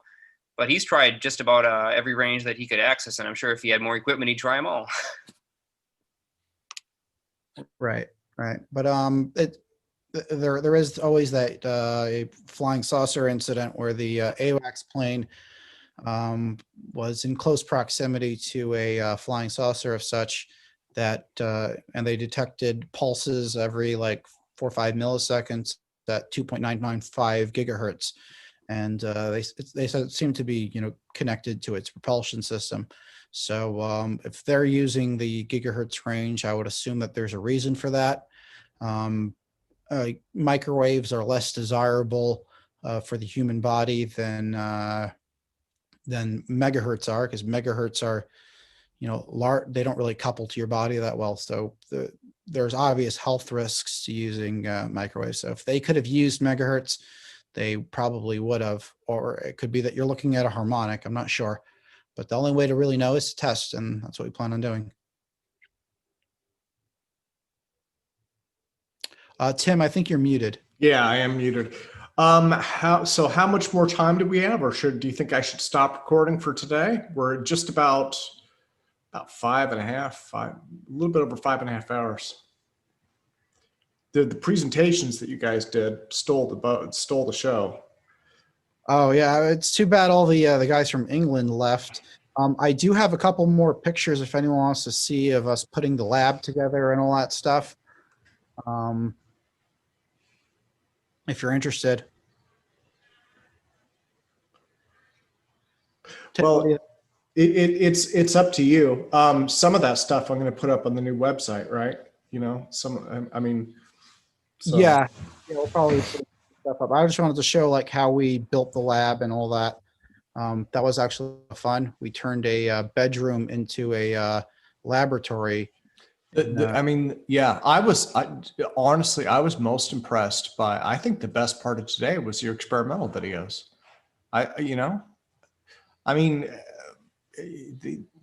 just seeing you guys doing experiments with motion and sound and things moving, that's, you don't have to have a positive result. What it shows is you're doing the work and you're getting results, so. I'd say that pretty well covered what we have for now. I mean, we're going to be doing a whole new series of experiments, and as we go on here, we're increasing the quality of the experiments. So a lot of these were just rough drafts, sort of running through the first iterations and learning what we needed to do. So when we redo these again in a month or two, we're going to know what we're getting into before we start, and we'll be able to build them up from scratch with much idealized characteristics. Yeah. But I'd say that we pretty well covered it for today. Well, guys, let me shut this down for now. Then I'm going to stop. Tim, hi Tim. Can I just jump in and suggest one thing, because I missed the I missed pretty much all the presentations, but the thing that they should watch out for in the experiments is that the field effects can take a lot of time to develop, and so if you're doing measurements and you're expecting something to happen, in the next minute, it might take 3 or 4 hours for the field to build up. And so I just wanted to mention that. Okay. That's a very good point. Also, Eric, would you expect any effect to happen here with just 300 Gauss, or completely out of range? You broke up there? I was saying, would you expect anything to happen with this experiment at just 300 Gauss, or are we like magnitudes off? Honestly, about 20 minutes into your experimental session, I cut out. I was not able to. So I just jumped back on about 10 minutes ago. So I'm not even sure what you're referring to. So if you could send me an email, I'll talk to you that way.